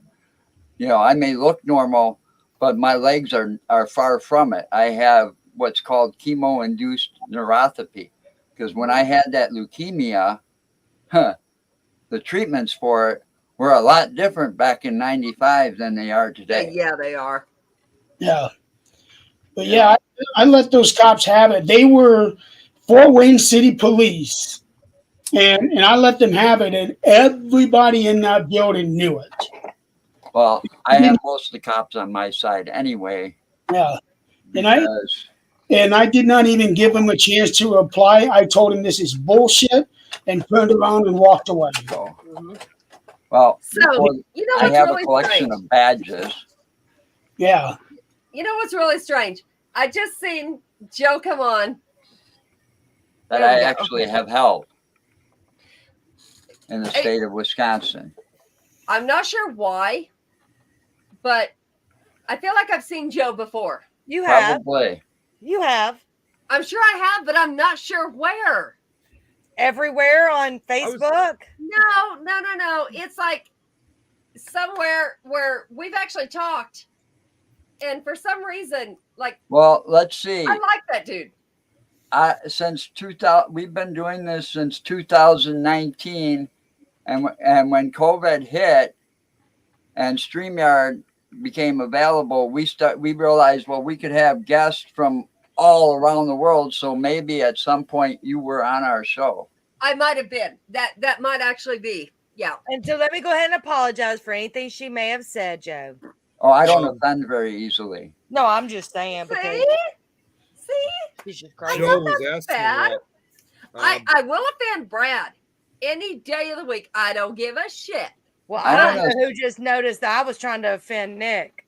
yeah, you I'm were. about an hour south. What would that be? Northeast of Madison, northwest of Madison. Okay. Hey, I live You're, south of Madison, but not Wisconsin. I live in a small town called Watertown. Joe, I gotta say, I mean, you're probably actually not that far from me because I live down in Illinois. I'm just an hour away from the Illinois-Wisconsin border. Yeah, Yeah, I'm in I'm the gonna tell you. Chicago area. I don't like It's so Chicago. strange because I used to drive like- cab for a living after the leukemia. Oh, And okay. so I had to go directly from Dane County Airport to Chicago O'Hare, and that place is a disaster no. area. Well, I want to Yeah. comment on what Robin was saying. My husband's the same way. If you look at my husband, you think he's perfectly healthy, but my husband's actually terminal.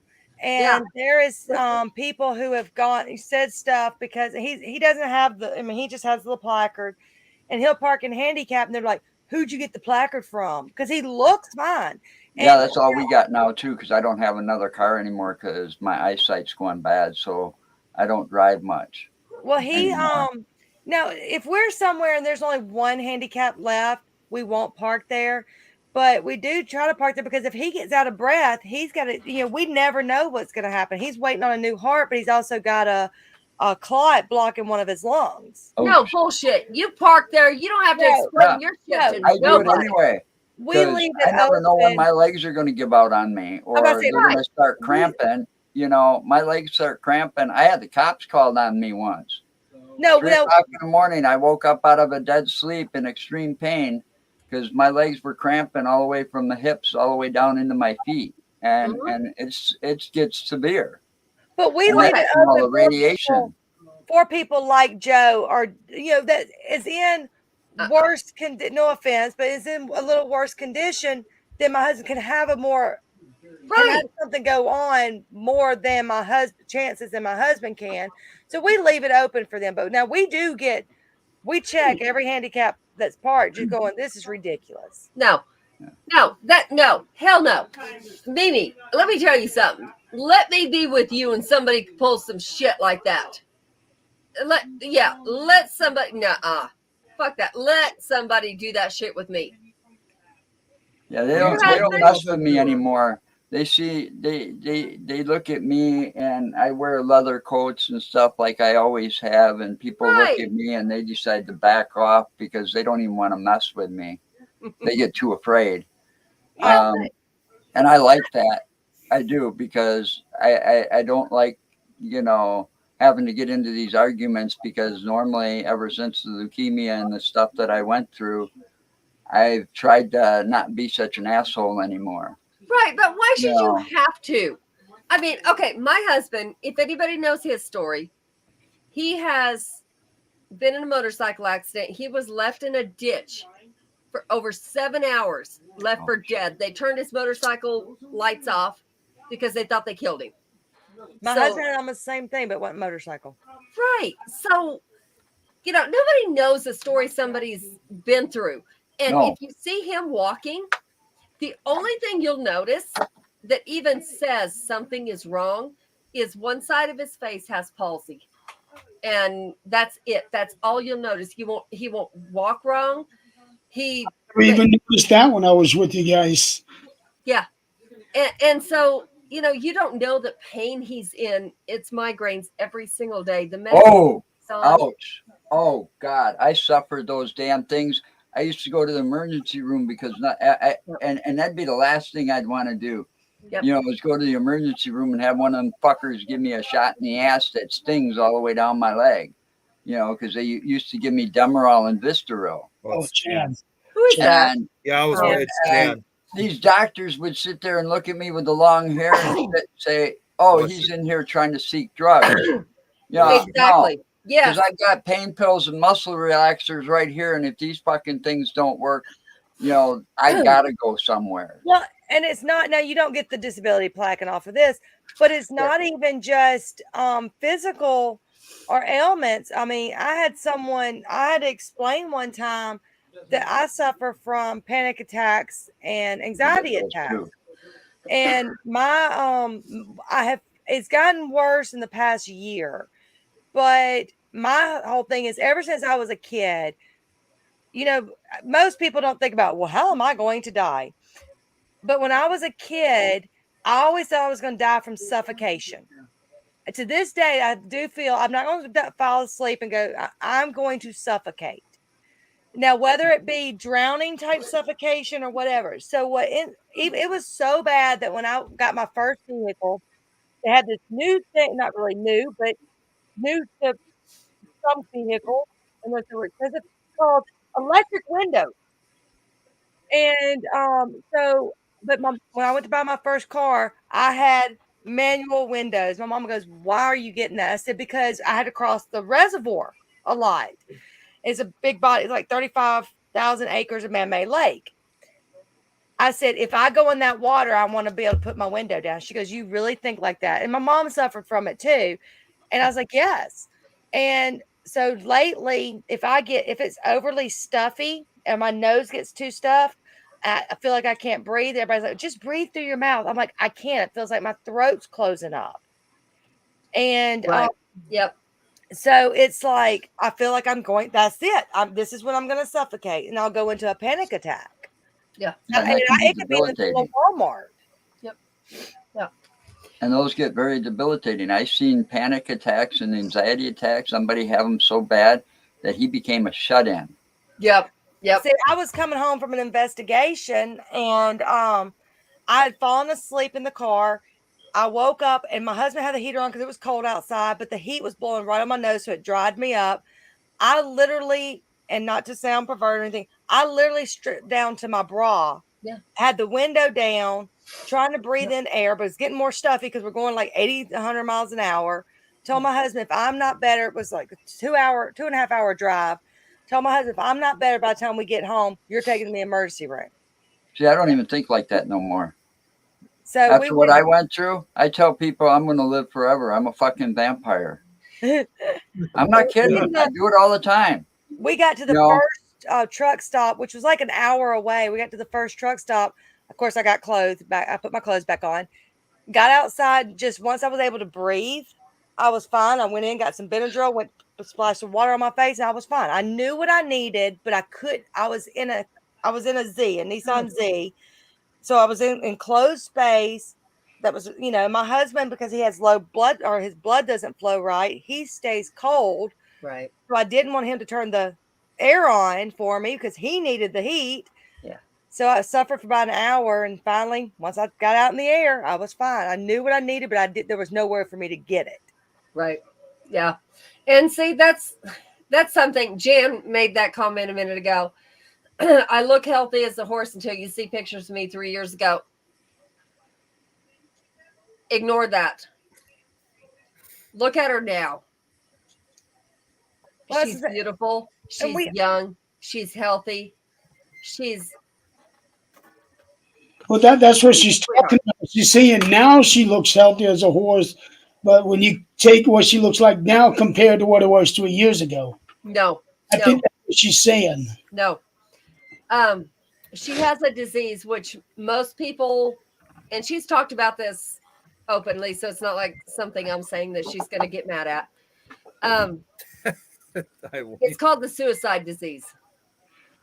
And literally, I worked for a foot doctor that told me about this disease long before I met her. And there was 2 people that he treated that had this disease. And what happens is your body fights itself.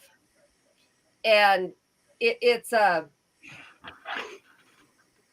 she's saying you can see how sick I am, all the weight I've lost. But if you look at her right now, she's like a model. She's beautiful. She's got the body of a model. But what she is fighting is her body fights itself every single day. The pain is so bad that she has to make her own medication, and I don't mean illegally. She has to make her own medication to help get her by. Most people within 2 weeks of this disease kill themselves because the pain is so bad.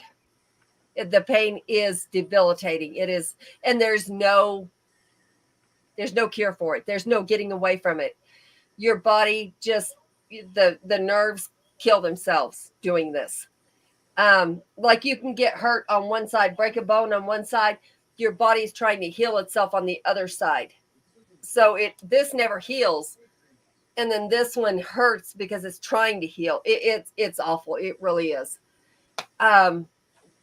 she's managed to do what she can and raise a lot of kids. We're not going to go into numbers. She's raised a lot of children with this disease, and she's a beautiful soul. She really is. Anybody that knows her, yeah, she has her days that you're going, oh my fucking God, what are you talking about, woman? And then in that same day, if you have an issue, she'll look at you and go, love somebody where they are. Stop judging, love them exactly where they are, but you can also leave them where they are and walk away without hate, without judgment. Walk away and love them where they are. And that is like the biggest lesson I've ever learned. She is younger than me, obviously. Who isn't younger than you? Oh, sorry, I had to, Brad. I had to help Brad out there. You and Eileen are going to be in the same coffin, Brad. No. Adrian, you look 24. But what's funny is somebody who is so much younger than I am has taught me so much more. Like she has lived so many more lifetimes than I have. I have no problem admitting that. I have no problem accepting that. Maybe her soul's just older than yours. It is. It's so much. And anytime I have an issue, I told her when I first met her, I'm like, why am I fucking coming to you? I am almost 50 years old. You are not. What the fuck's going on? She's like, I don't know. But I'm telling you, this woman knows so much more. But she can't do it for herself. Brad. Only for someone else.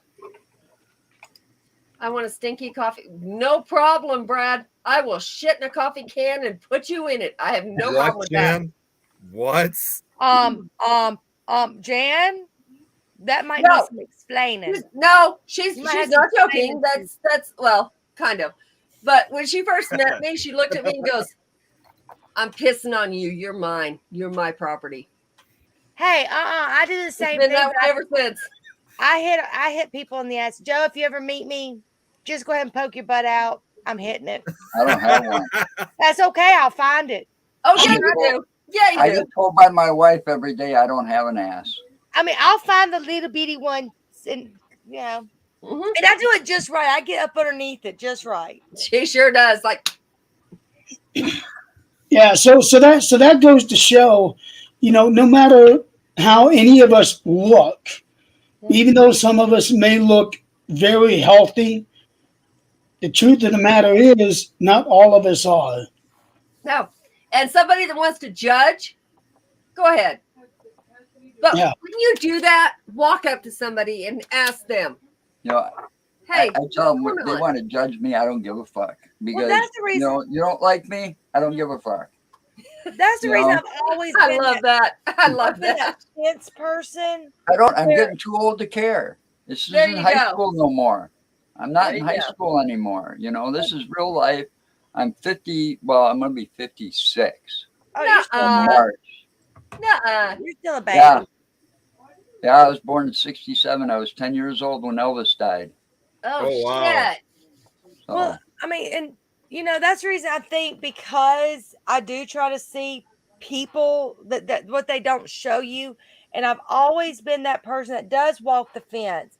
And like if Adrian came to me and said, well, Nick's being a jerk today. Well, okay. Well, let's look. Why is Nick being a jerk today? What could be going on? Jan does the same thing. She really does. And then I'm like, okay, but I can see why you think Nick's being a jerk today.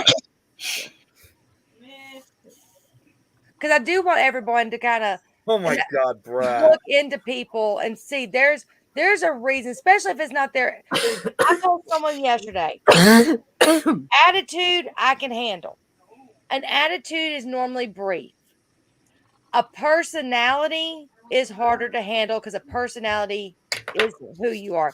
So if you're being a jerk today, I can handle that because that's, well, see, prime example. Nick's being a jerk today. I know something's going on. Joe's being a jerk today. That's his personality, and that's not fixable. my stepdaughters, they bring their little boyfriends over and stuff like that. I'll immediately, because I don't remember names very well, I'll just ask them. I'm like, who the fuck are you? You know, but I've also kicked some of them little bastards out of here because, you know, I was raised with these very old fashioned morals since, you know, I am who I am.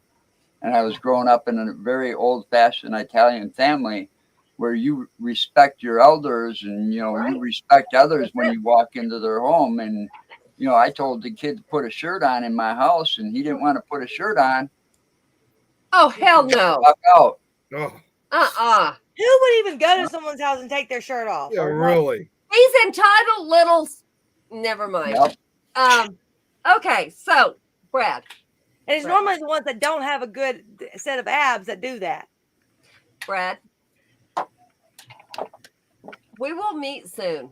I promise you. I don't care if I have to spend every last dime to come see you, She will come find you.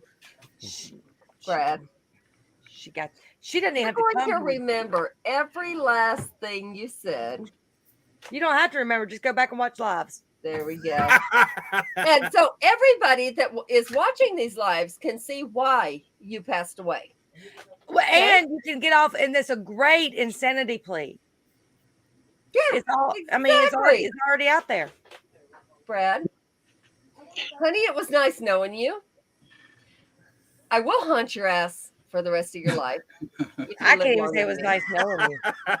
If you don't, that's okay. You can haunt me because I know how to lock your ass into a little box. You will never get out.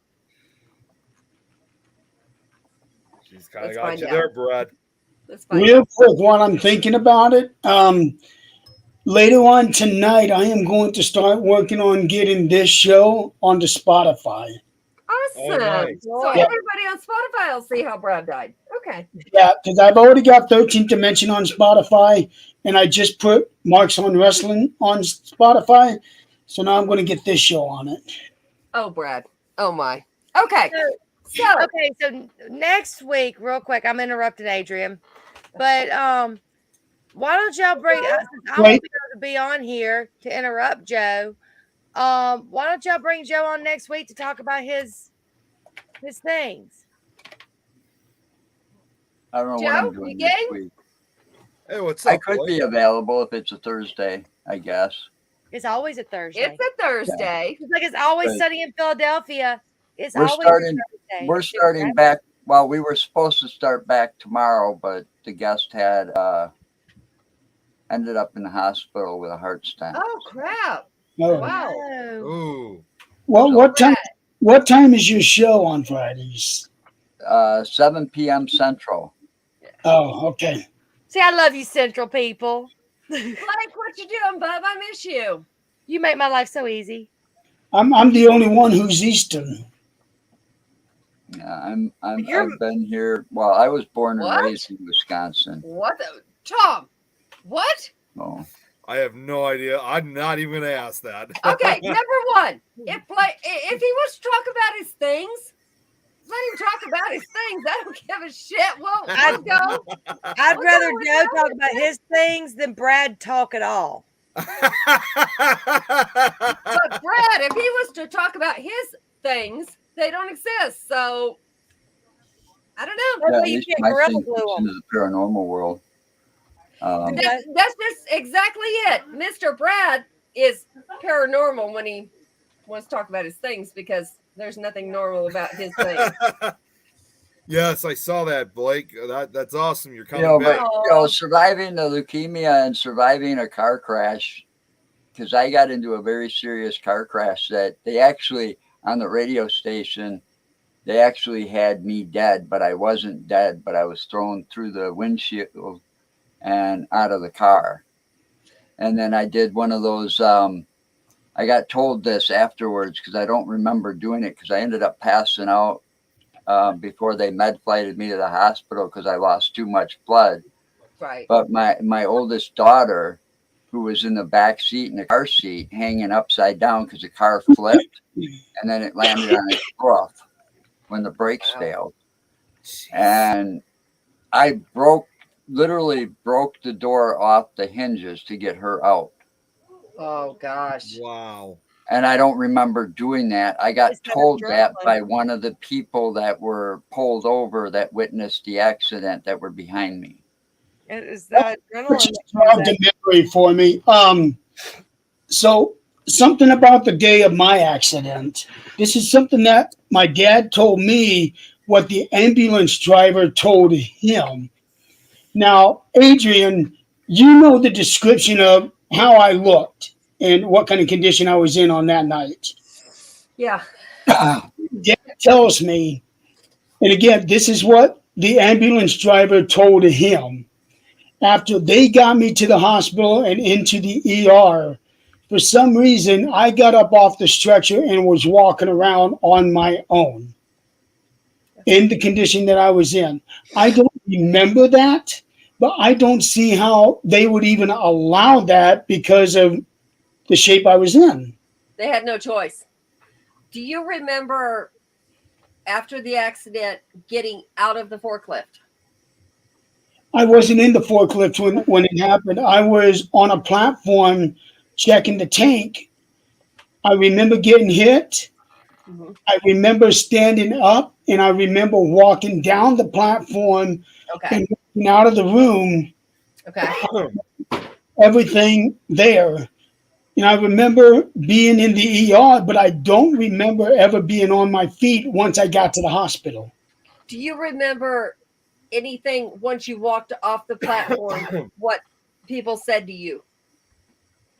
The only thing that happened was that there was nobody around, and I saw Tad down the aisle, and I yelled at him. Mm-hmm. He looked at me for a few seconds, and it finally registered, and I saw him take off. Yeah. Team leader came in, and I could hear him when he got about 20 feet away from me, calling on the radio. I need an emergency response team member. Yep. Where we were at. Excuse me. You don't remember what somebody said about the way you look, do you? I remember Dad telling. Well, he still says this to people today, that if it weren't for people telling him that that was me, he said he'd have never recognized me. And No, I I mean on the job. Just on the job. just on the job, Mhm. he didn't. Andrew told me that I had a dash on my cheek, but he didn't really elaborate on that. But I knew it was worse because I could see the tip of my nose hanging off the side from the eye that I could see out of. You text me from the ER before you were even seen. And the message you sent was the person that saw you, and you didn't give any names, but the person that saw you when it happened went pale white and almost passed out themselves before they could call for help. That was probably Tad. It probably was. But it was really strange because when you left the hospital, you still text. I mean, when you left the work, you still text. When you got to the hospital, you were still texting coherently. Until they put you in a room and actually had to put you out medically. And they struggled with that because you know how they always put that little mask over your mouth and nose? Well, because everything was so open, they had to jiggle it around a little bit to try to get a good seal. Yeah. And it took them a good 5 minutes before I was out. Yeah. And then there was so much in the works there, besides just that.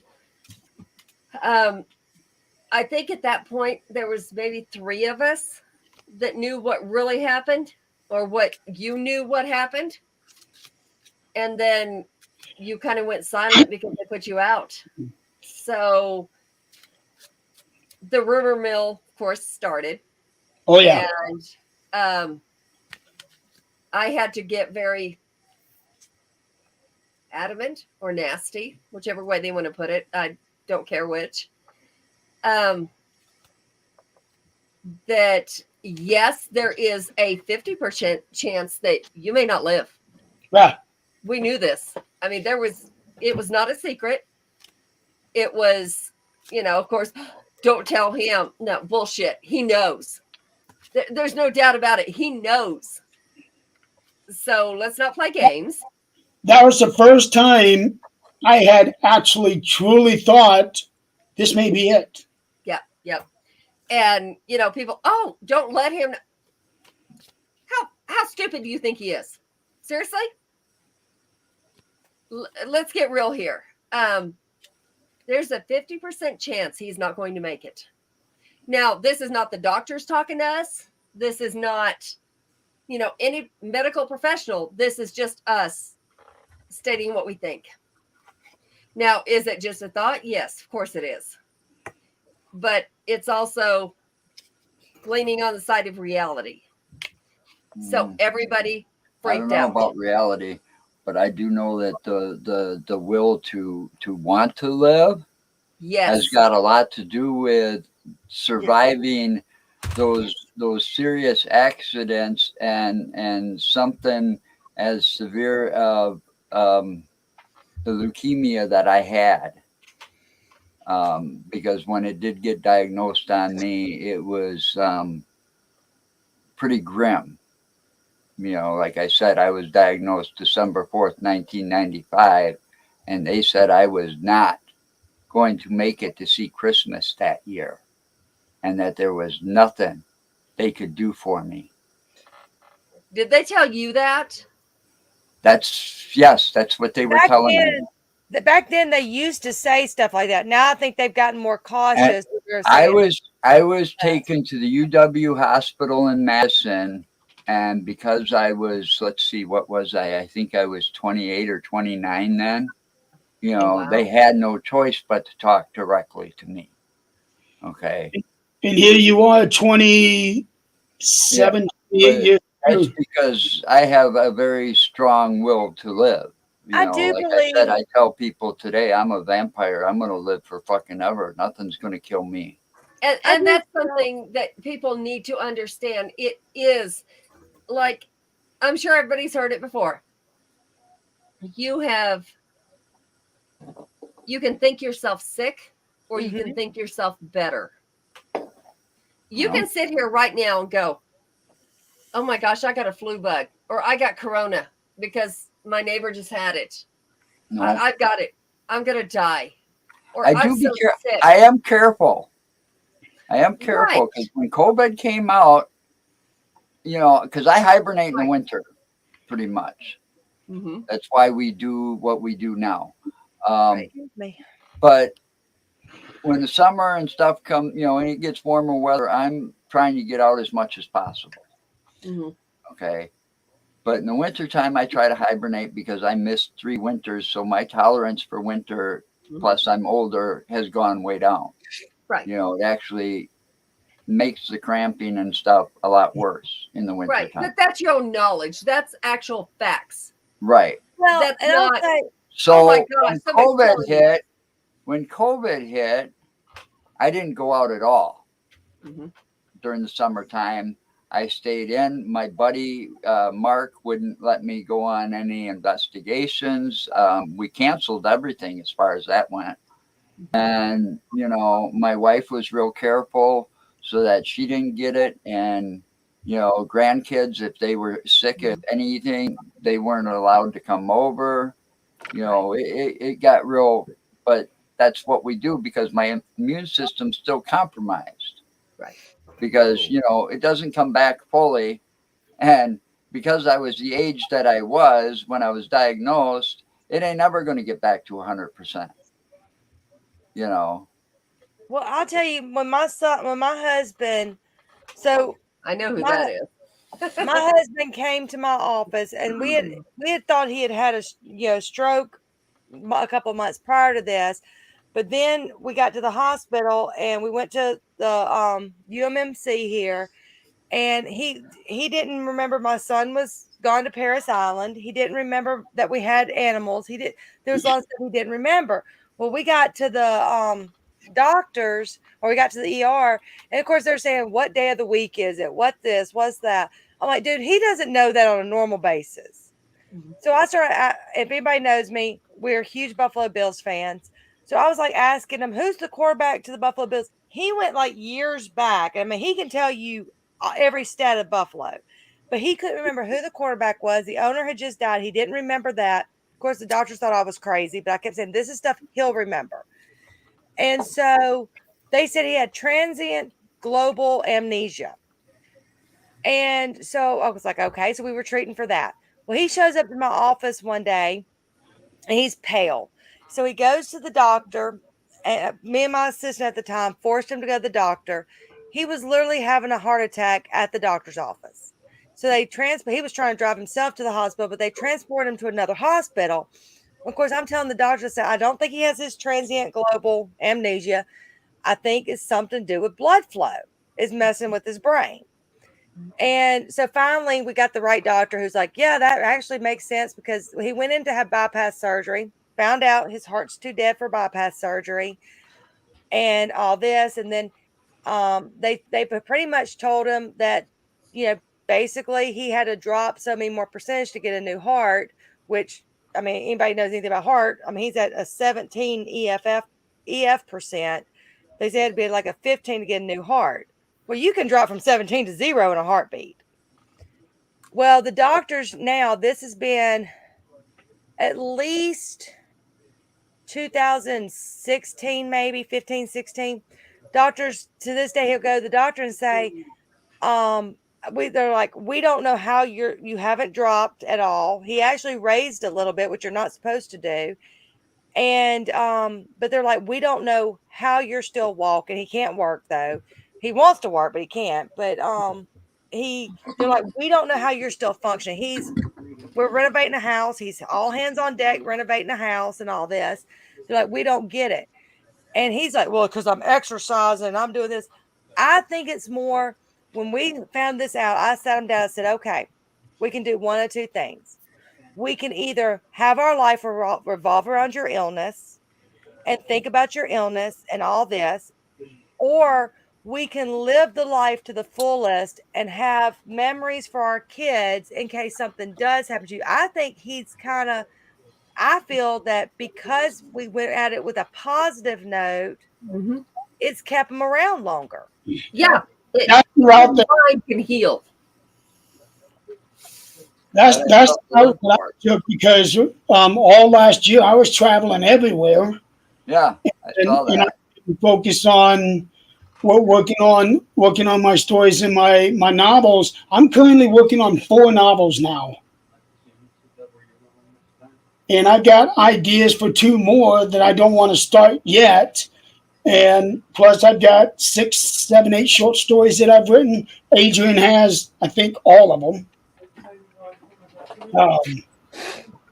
So now I am on the mindset of, okay, I have lived my life working and then coming home feeling like shit and not wanting to do anything else. Now I'm living my life for me, doing what I want, doing what's really important. And that's what some people don't understand. I tell you that, after I got done, doctors like, all right, I went through that final, what they call it, a bone marrow biopsy, to make sure that it was still gone. The leukemia was still gone, because I got lucky. I only have one true brother. And for me, it was lucky because he was an exact match. Oh, So I got extremely lucky on that part. definitely. But after all I went through and stuff like this, what they say is true. When you get that close to death and you knock on death's door like that because of some serious tragic accident or some something that's supposed to kill you, like cancer, you really do take a second look on your life. You actually look back on it and you start having those regrets, saying, why did I make that piss poor decision?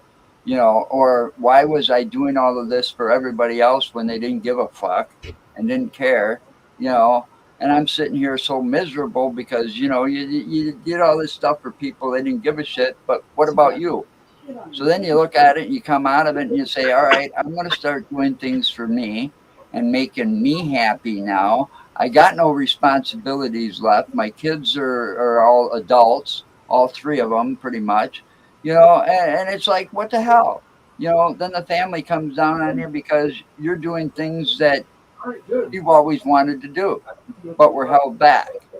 Well, and I mean, the same kind of happened with my husband. We'll sit down and we'll have conversations. He worked, you know, he worked basically almost from 8 a.m. because he's like me. He'll get to work early to do stuff. So he'll work from 8 a.m. and then he stayed late working. So he'd be at work until 11 p.m. And so now with me and the kids, because all my kids pretty much moved back home, we'll be talking about, oh, remember when we used to do this? Oh, and my husband's like, where was I? We're like, work. Where was I? Work. And now they have memories with him. So it's almost like sometimes these illnesses, as horrible as they are, or tragedies, are actually a blessing. Yes. Times. You know, I mean, as horrible as it sounds, No, but it's true. It's definitely true. because I mean, he did not. I mean, now it was funny because when, you know, we have 4 kids and they're stepping stones. I got them between the age 15 and 27. And I would go enroll kids in school, and I have one in lower elementary, one in upper elementary, one in junior high, one in high school. So I'm like, all 4 places. I had folders, whose paperwork went with what kid. I had it all organized. Well, about 2 years ago, I looked at my husband and said, you know what? You're at home. You enroll the kid in school. You're dealing with school from here on out.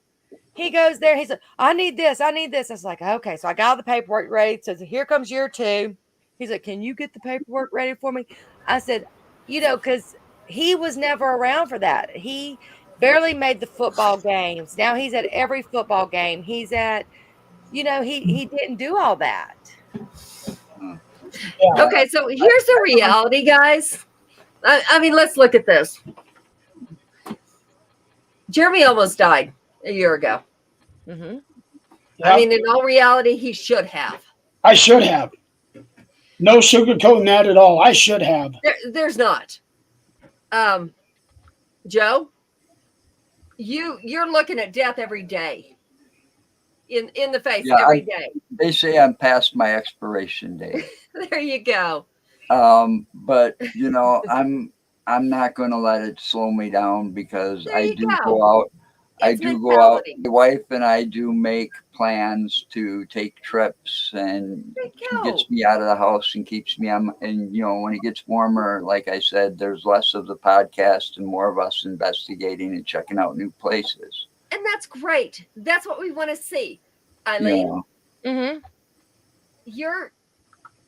you wake up to death every day. Mhm.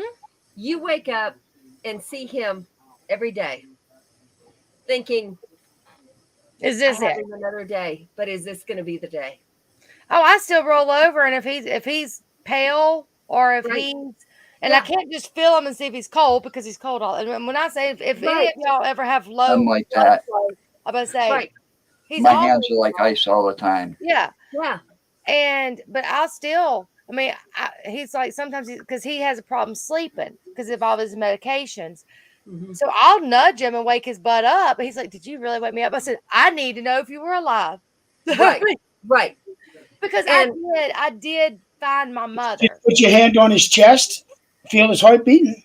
Baby, he's got a big old pacemaker. But my husband's like this big around, and his pacemaker, he's got the pacemaker defibrillator. And thank the TSA is so glad we're not suing people because we were putting my son on a plane to go back to he came back from Paris Island, but he had to go to Camp Lejeune. And so my husband, literally while he was home on leave, he had the surgery. My husband had the surgery. So he still had something covering where the pacemaker stitches were. Mhm. And so we were able to go back through security because my son being military to see my son off. Well, we're like, he can't go through the metal detectors because he's got this defibrillator. Right. And so we get through security, we go, and so they have to do the actual thing on him. They bring the wand out. Yeah. And so this guy goes, "What's this?" Grabs that piece and pulls Oh, it out of pocket. But my husband's so thin, they can't rebuild a new pocket. no, But- And so he's been living with that for years now. So you can't just feel his chest because, I mean, it just, you're going to end up putting your hand, you know, it just doesn't. I can't imagine what that was like, but you know, I had one of those Hickman catheters. Hit him over the head with it. I had a Hickman catheter in my chest that went right down to my heart. And 6 months before I was diagnosed, my youngest was born. And the nurses ended up calling her no, because those were the first words that came out of her mind, you know, her mouth. She kept trying to mess Because with she it. kept going to grab that Hickman catheter and Yeah. pulling on it. And, you know, everybody'd say no to her. yeah, yeah. Yeah, it's just, I mean, and like I said, we're not Sue people because I was like, dude, why do you think we didn't go through the metal detector?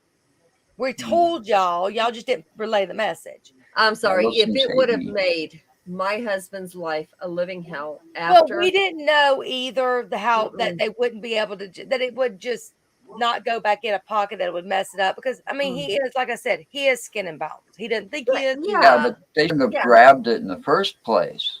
Mhm. they shouldn't. Yeah, What was they the- should know better. What was the security thinking? Like cigarettes, or maybe he was hiding a weapon. Because Yeah, they, They have no right to. They have no right to put their hands on anybody for any reason. No, They You know- should have asked, "What is that?" our right. airport Right. closes at 10 o'clock, like literally closes at 10. We have like a hole in the wall. It's called an international airport. I've been here for 20 some odd years. No, actually now 40 some odd years. I keep thinking I'm in my 20s. You guys are idiots. You know, And I've never seen an international flight go through here. No, no. I worked for one of the oldest security outfits in the entire world, and it's called Pinkerton. I know Pinkerton. Oh, yeah. Yeah. And I was one of their top rated on-site supervisors in Madison. You know, and I saw a lot of crazy shit. You know, some of these young kids, they get that badge and they go on a power trip. Back when I was working security, and this is no joke, in the state of Wisconsin, back when I was working security, the guards had just as much protection as a police officer did. So if you hit that guard, Right. it was a felony. Okay. It Right. was just like hitting a police officer. Yep. Today, because of all these young punks that go on a power trip with that badge, now it's no longer a felony. It's just assault battery, and it's more or less a misdemeanor. Right. Nick, So I what don't the have any hell's option. going on with your head? What are you talking about? It disappeared like you had no head. He's got it set up with a magic screen. Yeah, it's the green. He's got it. It's the green screen effect. That's what Shelby. mine see, because I like to have fun with it. Touch up on Shelby. Shelby, sweetheart, Go. don't regret Let it. working. I understand that you think you miss so much, but honey, you don't. You're making this work. You're making your family work. But I will Don't say, regret it. I will say, just even if you have to work, because I've had to work. Basically, I started working at 15, trying to be a single mom and all that. Wait a minute. Make every moment count. You can still be a full-time worker and still let every moment count. You can. Jeremy, We're women. We can have it all. who's running this? Put Joe's picture up there like full screen. Okay. I want to see this. Okay, Joe, explain this to me, please. What What? is Get a with this tattoo on you. swastika? No, you don't. Okay. I don't No, think, I think want to know the story behind this. Okay. All my life, my mother never learned to drive. So after my leukemia, and my mother was always my best friend. Okay. I'm a mama's Oh. boy. I'll admit it. That's My dad awesome. was pretty much an alcoholic and never really around much. So I was real close to my mom. And because I was a cab driver after the leukemia, when she had a doctor's appointment or she wanted to go grocery shopping, she would call me because she knew I could take a break at any time and take her. So one day I'm sitting there driving my mom and picking her, I picked her up and we were going to lunch to start with. And she's like, just out of the blue, she looks over at me and she's like, you kind of look like Charles Manson. And it's like, thanks a Wow. lot, Mom. Jeez. And I pretty much joked around with her since then. But then her sister introduced me at the hospital to the nurses when I went up to see my cousin because she got into a car accident. She's like, oh, this is my nephew, Jesus Christ. Oh my gosh. Oh my gosh. And then one day I was in Walgreens and I had this old like jean jacket on that I had made at one time. And they like, aren't you that Leo guy from that 70s show? Oh. And I'm like, yeah, I wish. I mean, who wouldn't want to been Tommy Chong, and have that good shit? But, that's just my opinion.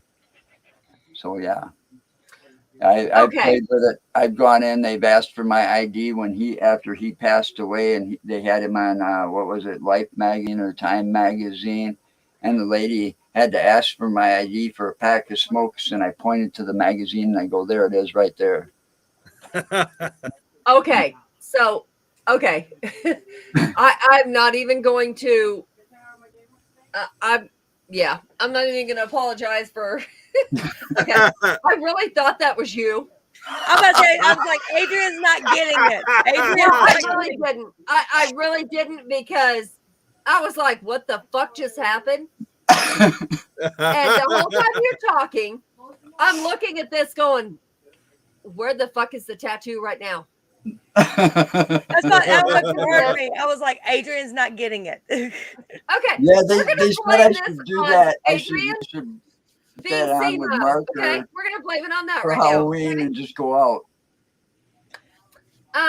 Brad, you need to shut the fuck up. Got it? Okay. Brad, I'm not senile enough to not know your name, not know where you live, and find your damn ass. You got me? So, Joe, I can relate to you on that because I have been compared to many other people myself, one of them being Jesus, but mostly I get compared to Mick Foley. Oh, yeah? I can see that. I Yeah. know who that is. Yeah, usually when I have the long hair and when I do have my beard out, I would get compared to him more than anybody else. Also, baseball player Johnny Damon, I think his name, Johnny Damon, Snake Plissken. Yep, Yeah. being compared to him. Okay, until those people have had me touch their beard, they don't have a chance to talk. So, Y'all want to laugh? No, this is also when I was a lot smaller. Y'all want to know who people used to compare me to? We know who you got compared to. So, yeah, take a guess. If you had to think of a celebrity, who would you compare me to? no. All right, everybody put your guesses in, but I'm going to tell you this much. Number one, Jeremy has almost died. I've been there for that. Joe, you can tell. I mean, obviously, he's got this shit under control. He's not dying anytime soon. He's been through that. He's done. It's over. Now, Eileen has been there. Since I've met her, I really have thought the whole time that I'm going to get the call that her husband's gone. This whole time, I really thought that was going to happen. But in all reality, we look at this. whether it's going to be me. I mean, if anybody looks at a show from a year ago, I was on a show talking about, okay, I'm only going to be on here for a little bit because I'm hurting. And I'm going to go to the hospital here in a minute. And I did go to the hospital, and they kept me because I had blood clots that were about to kill me. They were in my lungs. Did I think it was that serious? Of course not. No. But I knew I was hurting, but I knew I was going to do this show. I wasn't dead. So I was going to get on here and I was going to do this show. But Well, just like me, with my condition, I did not realize how bad it really was. you really don't. And I really think death is that way. I really do. And I hope that it is that way. That we're like, okay, we're going to do this. Fuck death. No, we are still moving. We're okay. I'm not done. I got a bucket list to fulfill. Like I tell my husband, I can still go before he does. Tomorrow is not promised. 2 That's seconds from now is exactly not right. promised. Exactly. And that's like him. Like every day he's like, he's got migraines. He fights every day. I got rid of those. He's a jackass every day, but that's not the point. I don't have those no more. Oh no? Man. How'd I wish that I happen? could say the same. I still get How'd that happen? Do you want Yeah. the truth? Do you want Yes. the truth? How I got Yes, rid of please. migraines permanently? Yeah. I reduced all stress as much as possible, and I started smoking pot.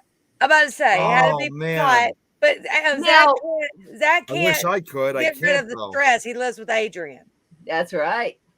Unfortunately, I can't Well, ever smoke that stuff. He lives with me. So I let's shouldn't just go. be either because it's not legal here in Wisconsin. I did hear that pot But it will is get here. rid of migraines. Well, But, no, it's not. okay, so he lives with me. All blood flow goes somewhere else. It is not stress. So hell But- no. That is not the issue. To answer But- y'all's question on the other subject, Madonna is one of them. The other one's Cameron Diaz. When I was young, when I was Okay, I thinner, can see that. when I Yeah, was I can see thinner. that. Did you ever run your hand through your hair and your hair stick up? I had the hair that because it got to be because my hairdresser told me we have the same facial structure, so I got to be where I was looking through magazines and figuring out what her new Oh, hairstyle yep. was. And I wanted new hairstyles. Yep. Man, I But- wish if I could just with what you just said, Joe, if I was able to smoke myself, that would definitely be the end of my migraines because I get them a lot. I really do. And you they can really? be and I know how Yeah, I bad they do. get because they can be extremely debilitating. I Yes. I had them, and I couldn't focus on anything. You can't sit there and watch TV. You can't There sit you there go. and you don't want to listen to music because it doesn't help. The You room was you can't fun. focus on you wouldn't be able to read a book or much less look at your computer. Right. So basically, it is debilitating, and people don't understand how bad migraines can really be. They really don't. But this man, To one of his migraines last year. Yeah, at the Para-Unity events. yep, Yeah. I remember that. Pretty. I remember that. But let's I think mean- about this. Everybody handles it differently because we get used to the pain. Just like a woman who has Well, you kids build with a pain painkiller. threshold. You build a pain tolerance, and Right. mine's pretty high. And Right. see, I got 2 things up here, and I don't take them too often because I don't believe in pills, and I got to take pills for my heart as it is. Okay, See, Hey, sister. so I got Tylenol with codeine here, What's which that? isn't very strong, and I've got Missy? something called Flexeril or cyclobenzaprine. Okay, which is a yes. muscle He relaxer. takes that too. Mhm. Okay. Now, if those don't work, I end up in the ER as a last resort. And Really? and sometimes that can be, especially when the migraines hit back in the day. Like I said, and I had a what do you call that? I had a protocol by my I actually had a doctor, this is rare. I had a doctor that actually walked a mile in my shoes. Okay. This doctor actually was diagnosed with the same type of leukemia I had, but his was caught much earlier. Mhm. Okay. So he didn't have all of the bad, leftover side effects that will be with you for the rest of your life. Like the neuropathy in my legs, for example. He didn't get that, but he did understand it We're because talking he about walked a mile in migraines, my shoes. different So he medications. wrote this protocol. That they had to give me Primary Demerol and care. Visceral, and it was this much. And if it didn't work, they had to keep doing it up to like 3 or 4 shots. Okay. And the reason is because I'm one of these rare people that I can eat all I want. And I know you might hate me, women might hate me for this. Oh, 'Cause I they already usually- know where this is going, and I hate you because you're like my husband. I can eat all I want and anything I want, and I don't gain weight. My husband doesn't either. My husband's I have a 100. very high metabolism. My That- husband, I That's think, what is I like wish 100. I had my metabolism. So sometimes those painkillers and stuff, because of the high metabolism, those painkillers, that stuff doesn't have an effect on you. See, Yeah. my husband's 100 and I think 37 pounds. Yeah, I hate him.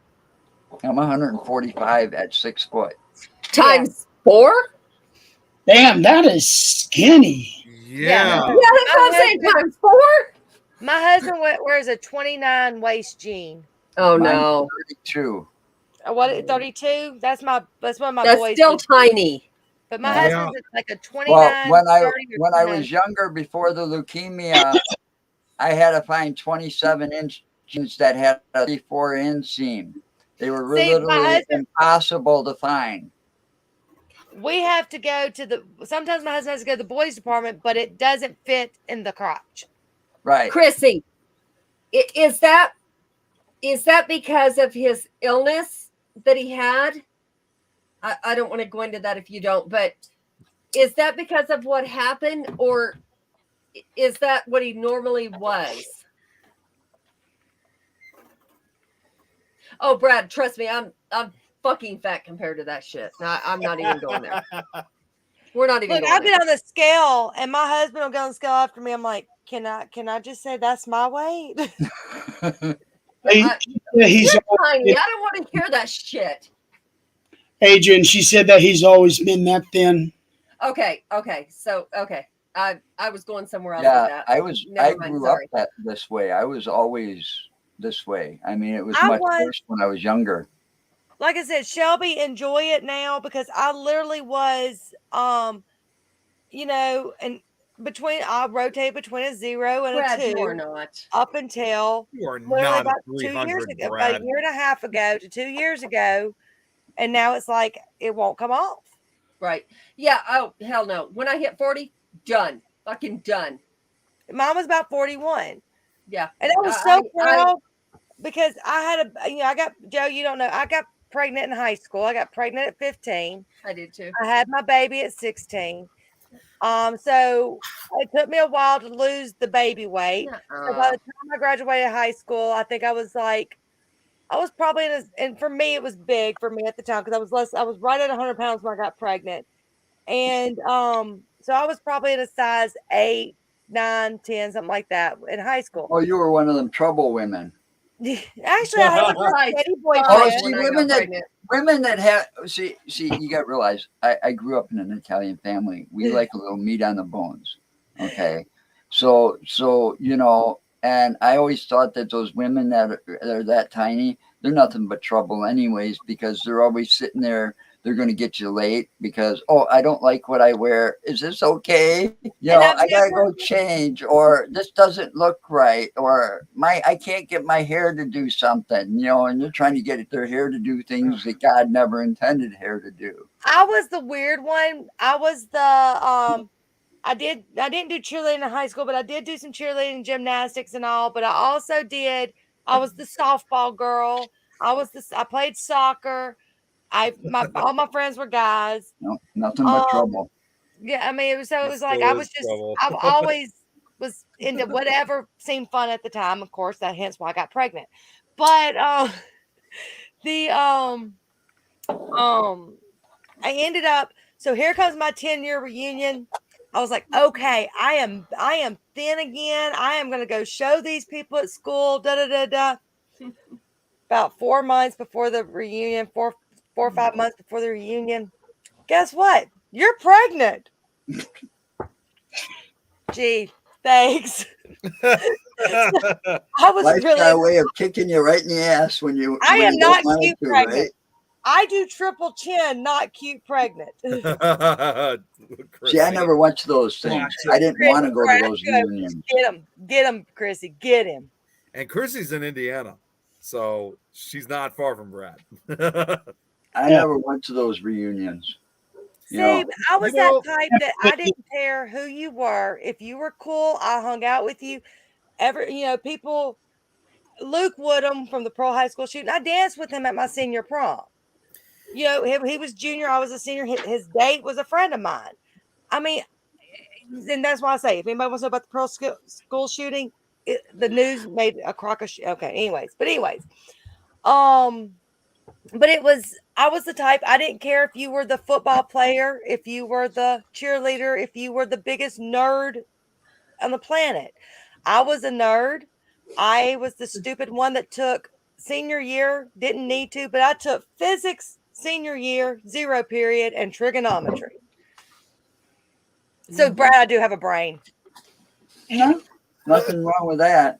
You know, my first 3 years of high school were like a nightmare. You know, and it wasn't really because of high school; it was home life. Yeah, Okay. and that happens more. More people Okay, that have but problems. my with high senior school. year, and I went from big city schools to a small town where everybody knew everybody. The population was about 300. Mine Okay, wasn't that small, but it was small. and I didn't like it. I didn't fit in. Okay, so that was against me right from the get-go. You know, but anyway, I got back to where I belong, and my senior year pretty much ruled the school. And because I took out my first day there, I took out the bully. I beat the shit out of the school bully because he got in my face. And my dad always told me, you know, don't start things, but be sure you can finish them. You know, See, I'm and the type when I go ahead. I'm sorry. so I ruled the school for a while, but I was a stoner. I mean, I was stoned from before school started till the time school was over with for me. And I was, and this is against what most people believe, but I'm going to break this is a myth buster for you. I graduated honor roll. I was stoned my entire senior year, and I graduated honor roll. You just knew how to obtain it. I mean, you just obtained things differently. Well, I didn't have to work for it. Yeah. I got tested at a young age, and I was doing math at levels that I shouldn't have been doing it at. I'm sure that's why you took trig. You were able to do math at levels that were above what you normally should have been able to do it at for somebody your age. Blah blah blah. And this was back in the days before algebra. Well, I failed. I'll tell you, I failed algebra once in this small town school because I wouldn't show my work. Yeah. He put the thing right there, and he accused me of cheating. He did. He flunked me for cheating. Yep. He puts the problem up on the board, and I'll sit there and I'll go put the answer up there for him. See, now, I was and it's like, well, where's your work? And I said, I did it up here. Yep. When I went back to high school, because my kids all went to the same high school I went to. I think there was maybe 60-something, 70-something in my graduating class. Maybe the people who did graduate. But I went back to the school when my kids started going there, and it was tough letting them go there because of everything that went on. But teachers were still coming up to me. I want your kid. I want your kid. My son's like, I don't want you though. I don't want to be Eileen's son, because they all remember when he was born. Yeah. But I was also that type that I worked in the principal's office, and because I just wanted something to do. Now, the only reason I took physics Oh, was because, teacher's pet. and I really wasn't even that. It was just, I was just Sorry. me. And now I will say that when I was the type that I did talk a lot, go figure. And people be like, "Well, you're not moving Eileen." They said, "Well, I can't move Eileen. She'll just find the next person to talk to." And then, but then they start going, "But do you have 100 average in this class?" And then they would be like, just I mean, just I remember one time I took my son because I had him during midterms, so I had to study at home, couldn't be in class. And one girl said, "You still look pregnant." My teacher looked at her and said, "But she just had a baby. What's your excuse?" Nowadays, he would have been fired. Oh shit. All right. So Well, back then, people didn't get offended like they do now. Right. Yeah. You can no, because they're a bunch of the world, flipping the world turned snowflakes. into a bunch of pussies. Yeah. There we go. I mean, Okay, so you know, I have to go to work tomorrow, so I got to get my vet to too. bed. But I'm going to tell you this: there's not one of us here, and I know that we haven't had Joe on forever, and he's not. But I know who he is, and I just know we have a limited time. We really do. What we do with that time, whatever. Have I mean, fun with it. it's not. It's just not what people think it is. So, but I am going to tell you this: it's not going to be long before one of us, and I don't know who it is. I'm not trying to pretend I do. I don't. you wouldn't want We're that. gonna That's a need curse. everybody else, and because one of us is not going to be here. Yo, Whether it's going to be our spouses, whether it's going to be us, whether it's going to be, somebody we know. It doesn't I don't matter. like We've thinking about all- that stuff. I have a problem. Okay. Right. After everything I went through, and Mm-hmm. I'm sure you want to get into that later in a deeper time, but I have what I call more of a curse because I don't like it, but I can tell when bad things are going to happen before they happen. And ever since Get it. then, it's gotten stronger to the point where I can narrow it down to a couple of people. I get it. Yep. And I haven't been know. wrong yet. I do get it. I actually had something similar to that, Joe. Right after COVID hit, for the next year and a half, I had this strong sense of some impending doom, like something was going to happen to me. And then eventually it actually did happen in the least expected way that I could have ever have imagined. I was thinking maybe car wreck because that my family has a history of that, people dying in car wrecks, medical condition, because we got a shitload of those. I never expected what happened to me would ever happen.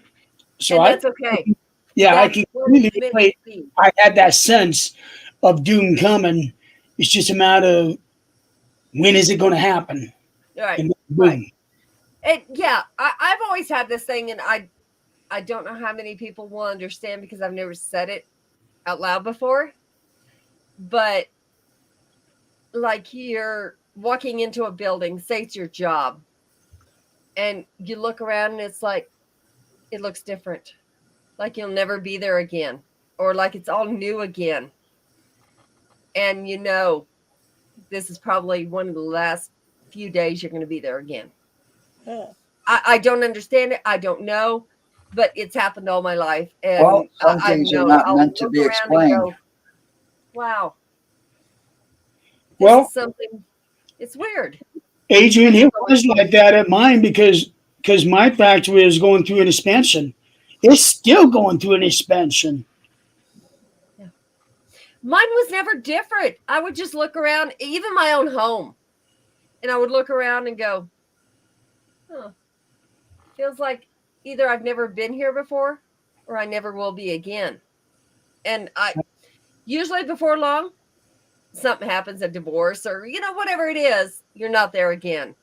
Right. And I've never heard of anybody else being able to say that again and make sense of that. Of course, I've never actually said that out loud because it sounds as crazy as hell. Well, But Sounds crazy when you're thinking about it. well, It does. You got to realize though, because of the whole paranormal world you're in, if you keep thinking with an open mind, and you got to realize anything's possible. it is. Nothing's, It is. nothing's impossible. I mean, the more and more you look into things, the more and more you're going to find an answer to something someday. Yeah. I Or hope. You I find mean, more we've got a lot of questions. research into this one cryptid, and people are still trying to say, "Oh no, it doesn't exist," but yet there's all this proof and evidence out there, but Yeah. not enough to totally, prove it via science. Because castings and stuff, well, they say this thing, DNR will say one thing, and Right. this expert will say another thing, and then somebody will say, I have no clue what it is. Right. Yeah. Brad, stop that. What, You're not this? going anywhere. You are not going No, he's anywhere. talking about when you take care of them. But then you I'll got to take also care of 'em. realize that I don't because of mind. the area, there's also a lot of misidentifications out there too. But when you get a lot of these stories, and they are years and years and decades apart, and almost the exact same description of the creature or whatever, there's got to be some credibility there somewheres. Right. Right. Exactly. And I'm like this. and you just got to realize that anything's possible. And That's right. the area we're in, that we've been investigating for the last 3 years, is more like the Skinwalker Ranch of Wisconsin. And we're actually going to this summer. I got the chance to go to Blind Frog Ranch, which is right next to Skinwalker Ranch. And will I make it? I don't know. But I do have to say this. If it's me that goes before anybody else, it's okay. We got all these shows. You can replay them and see the bitch I was. That's fine. I have no problem with that.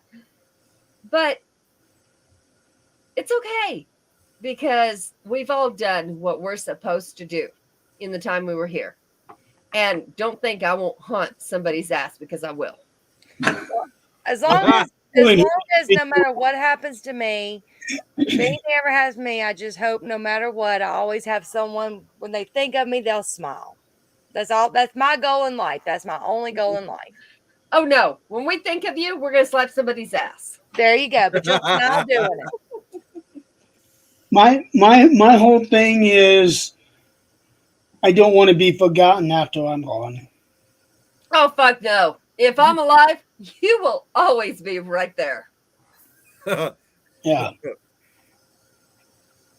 Nick? Shelby, Nick ain't fucking going nowhere, because he's like, I'm telling you right now, if his mom outlives me, that woman, she doesn't scare me, but I respect that woman as much as any woman in this world, because she is awesome.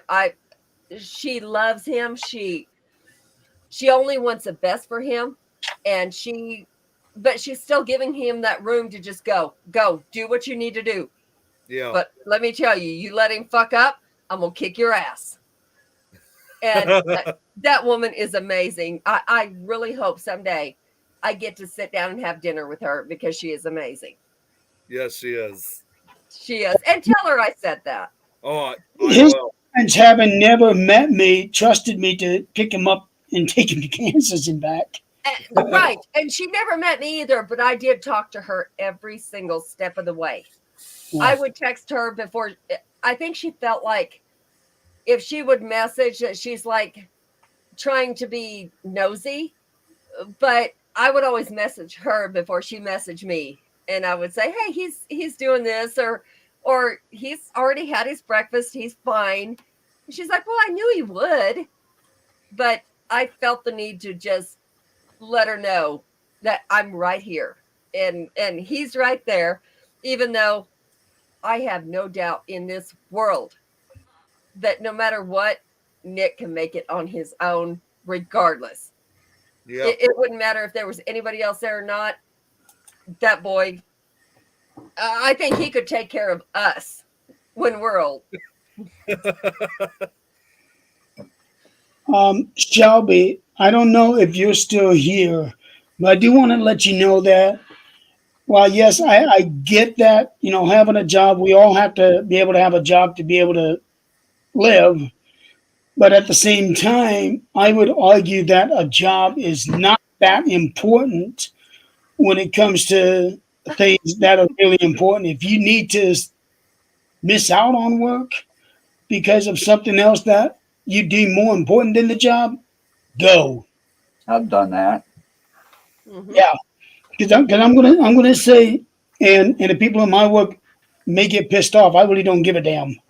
Um, but at my work, there is no respect for personal life. No, and your state is ridiculous. Yeah. So for us, we could have something planned for several months, and then it's like, oh, we need you to work in 2 days, even though you're off. No, I got something planned. Here's my hotel reservation. No, we still need you here. And then they're gonna dock you for attendance if you No, don't.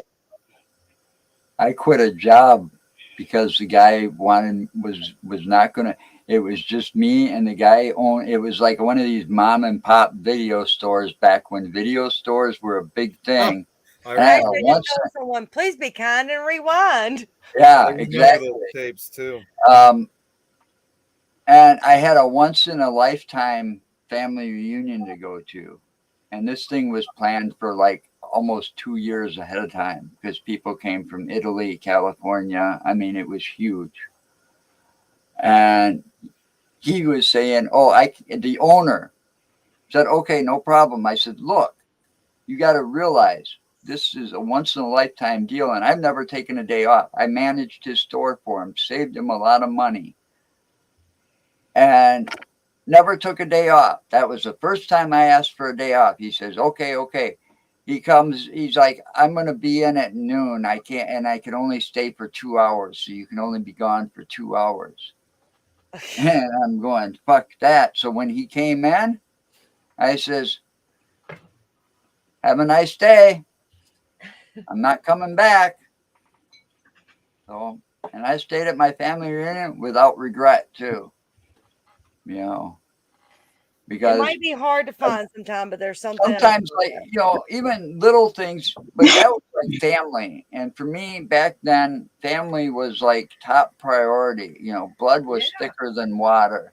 And a Absolutely. measly job like that paid me salary where I wasn't even making minimum wage per hour wasn't worth keeping, you know, over some, you know.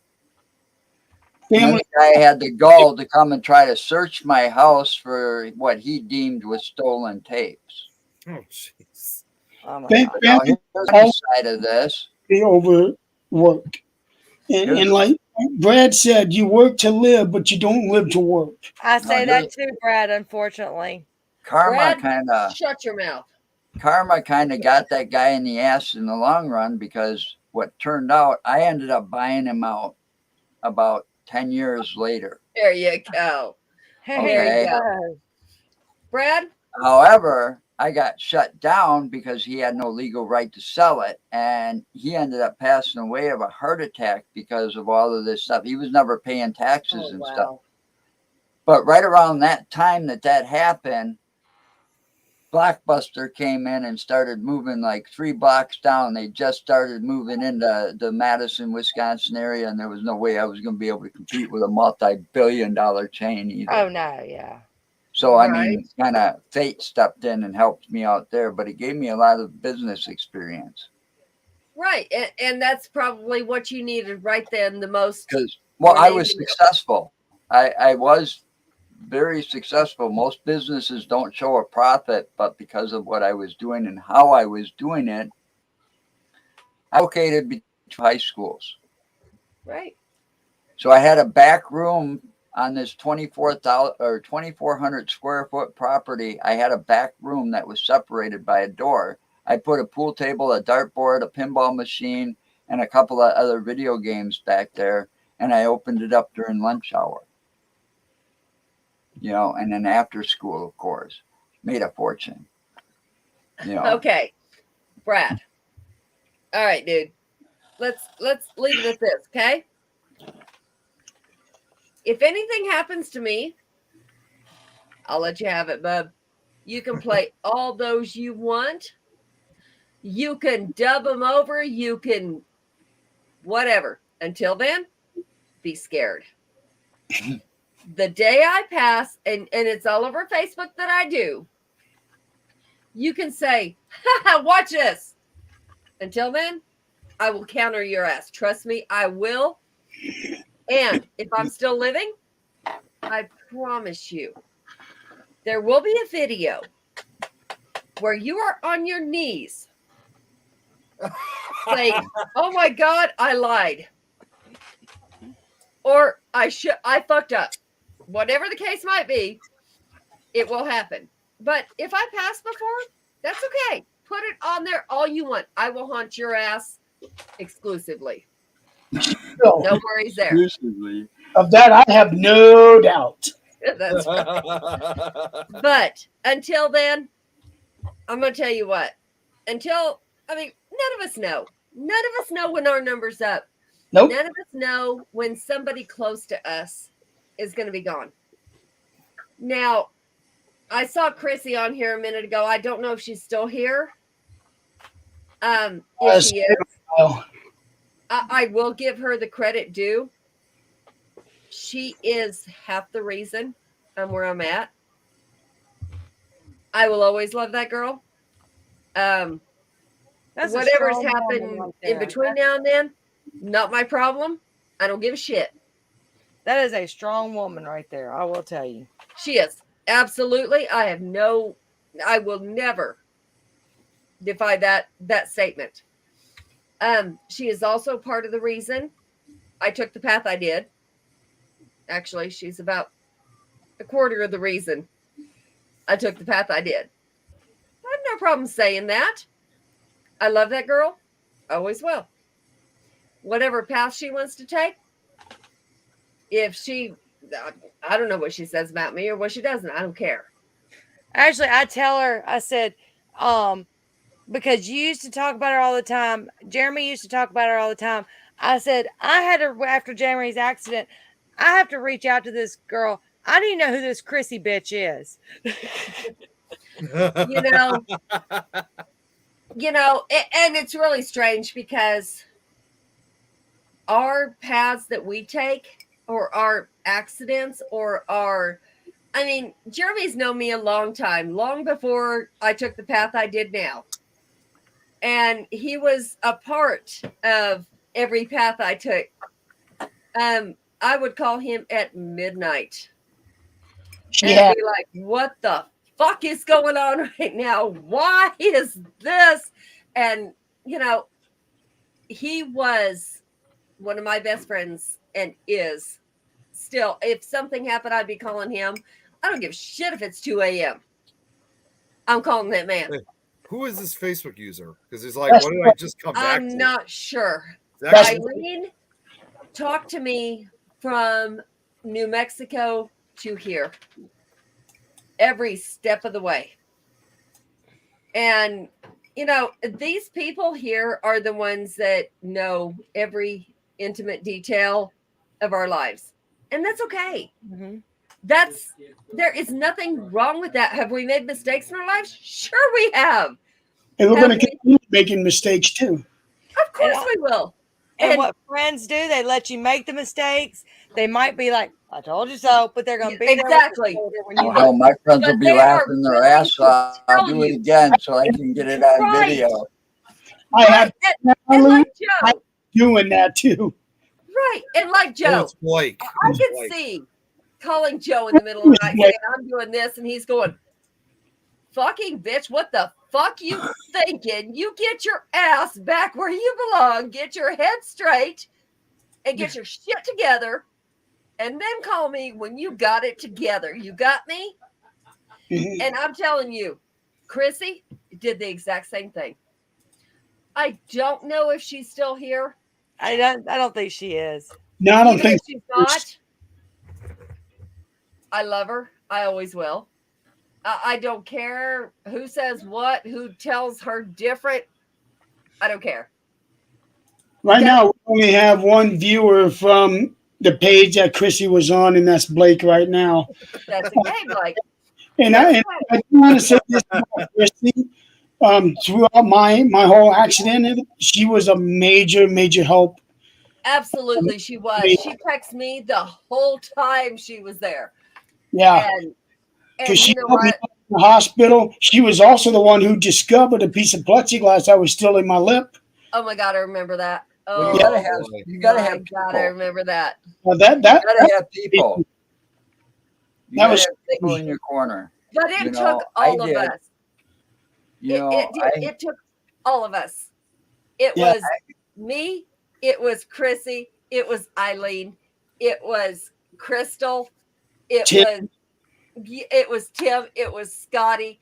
Nick. It was all of us at the same time going, oh my God, this can't happen. And it was all of us behind the scenes saying, if something happens to him, what's going to happen? And all the time we're telling you, you're okay, we're good. It's okay. And in the background, we're going, oh my God, what's going to happen to him? What is really happening to him right now? And Chrissy actually keeping in contact, saying, no, he's okay. He looks good. He's coherent. He's okay. And if it hadn't been for her, Definitely. a lot of us would have been Lost a it. lot different. Yeah, surprisingly, I was coherent. I was surprised that I was even able to text people that night. And there were things from that night that I actually forgot about that people had to remind me of a few days later. Texting certain people and talking to people on the phone after that initial surgery that night. All right, guys, I love y'all. You're tired. I'm can tell you're exhausted. tired. I've been at work since like Oh. 6:50, and my back is killing me. So I'm fixing to head out. Joe, I am so glad you came on. Like I said, I won't be on next week, but you can take you have my permission to take my place. Let's get Joe on next week. Let's go ahead and call Are it you an listening to her? Are you listening to this? I mean, we got about If the she same. is not here, she does not get permission for shit. No, we got about the same length of hair. I think he could pass as me. Not unless he wants to put a bra on and grab some people's asses. No, I'm sure he would. I don't think so. All right. Yeah. We It can really is. We're like an hour past where we should be. Yeah, let's go ahead and call it a night. We've been running for 3 hours. Joe, would you come back onto the show next week? Sure. And then we can talk about those experiences you had mentioned before. Yeah. All right. Yeah, I can do All that. right. I love y'all. I do. Joe, if you get a chance, message me. I really would love to know what you went through. No, Brad. 7 hours left. I Brad, acknowledge come that. on, bud. You run that next 7 hours, big boy. Keep going. Come on. Oh, wait, Brad, you're asking for a 12-hour show, February 22nd. There you go. Yeah. Bring it, boy. Bring it. For that. Because I won't be here, but bring it. Yeah. We're gonna attempt that one day. Right? All right. Y'all, So thank you. You guys are amazing. As always, there's we don't hide shit. This is who we are. This is it. Brad, I will hide your body, but that's a whole different story. All right, guys. All right. Thank you for everything. Good night. Night, everyone. All right, good night, Good everybody. night. Thank you for playing along, and we will see you next week. Nope. Except Eileen. I'll be drinking. Good night, guys. Good night, guys.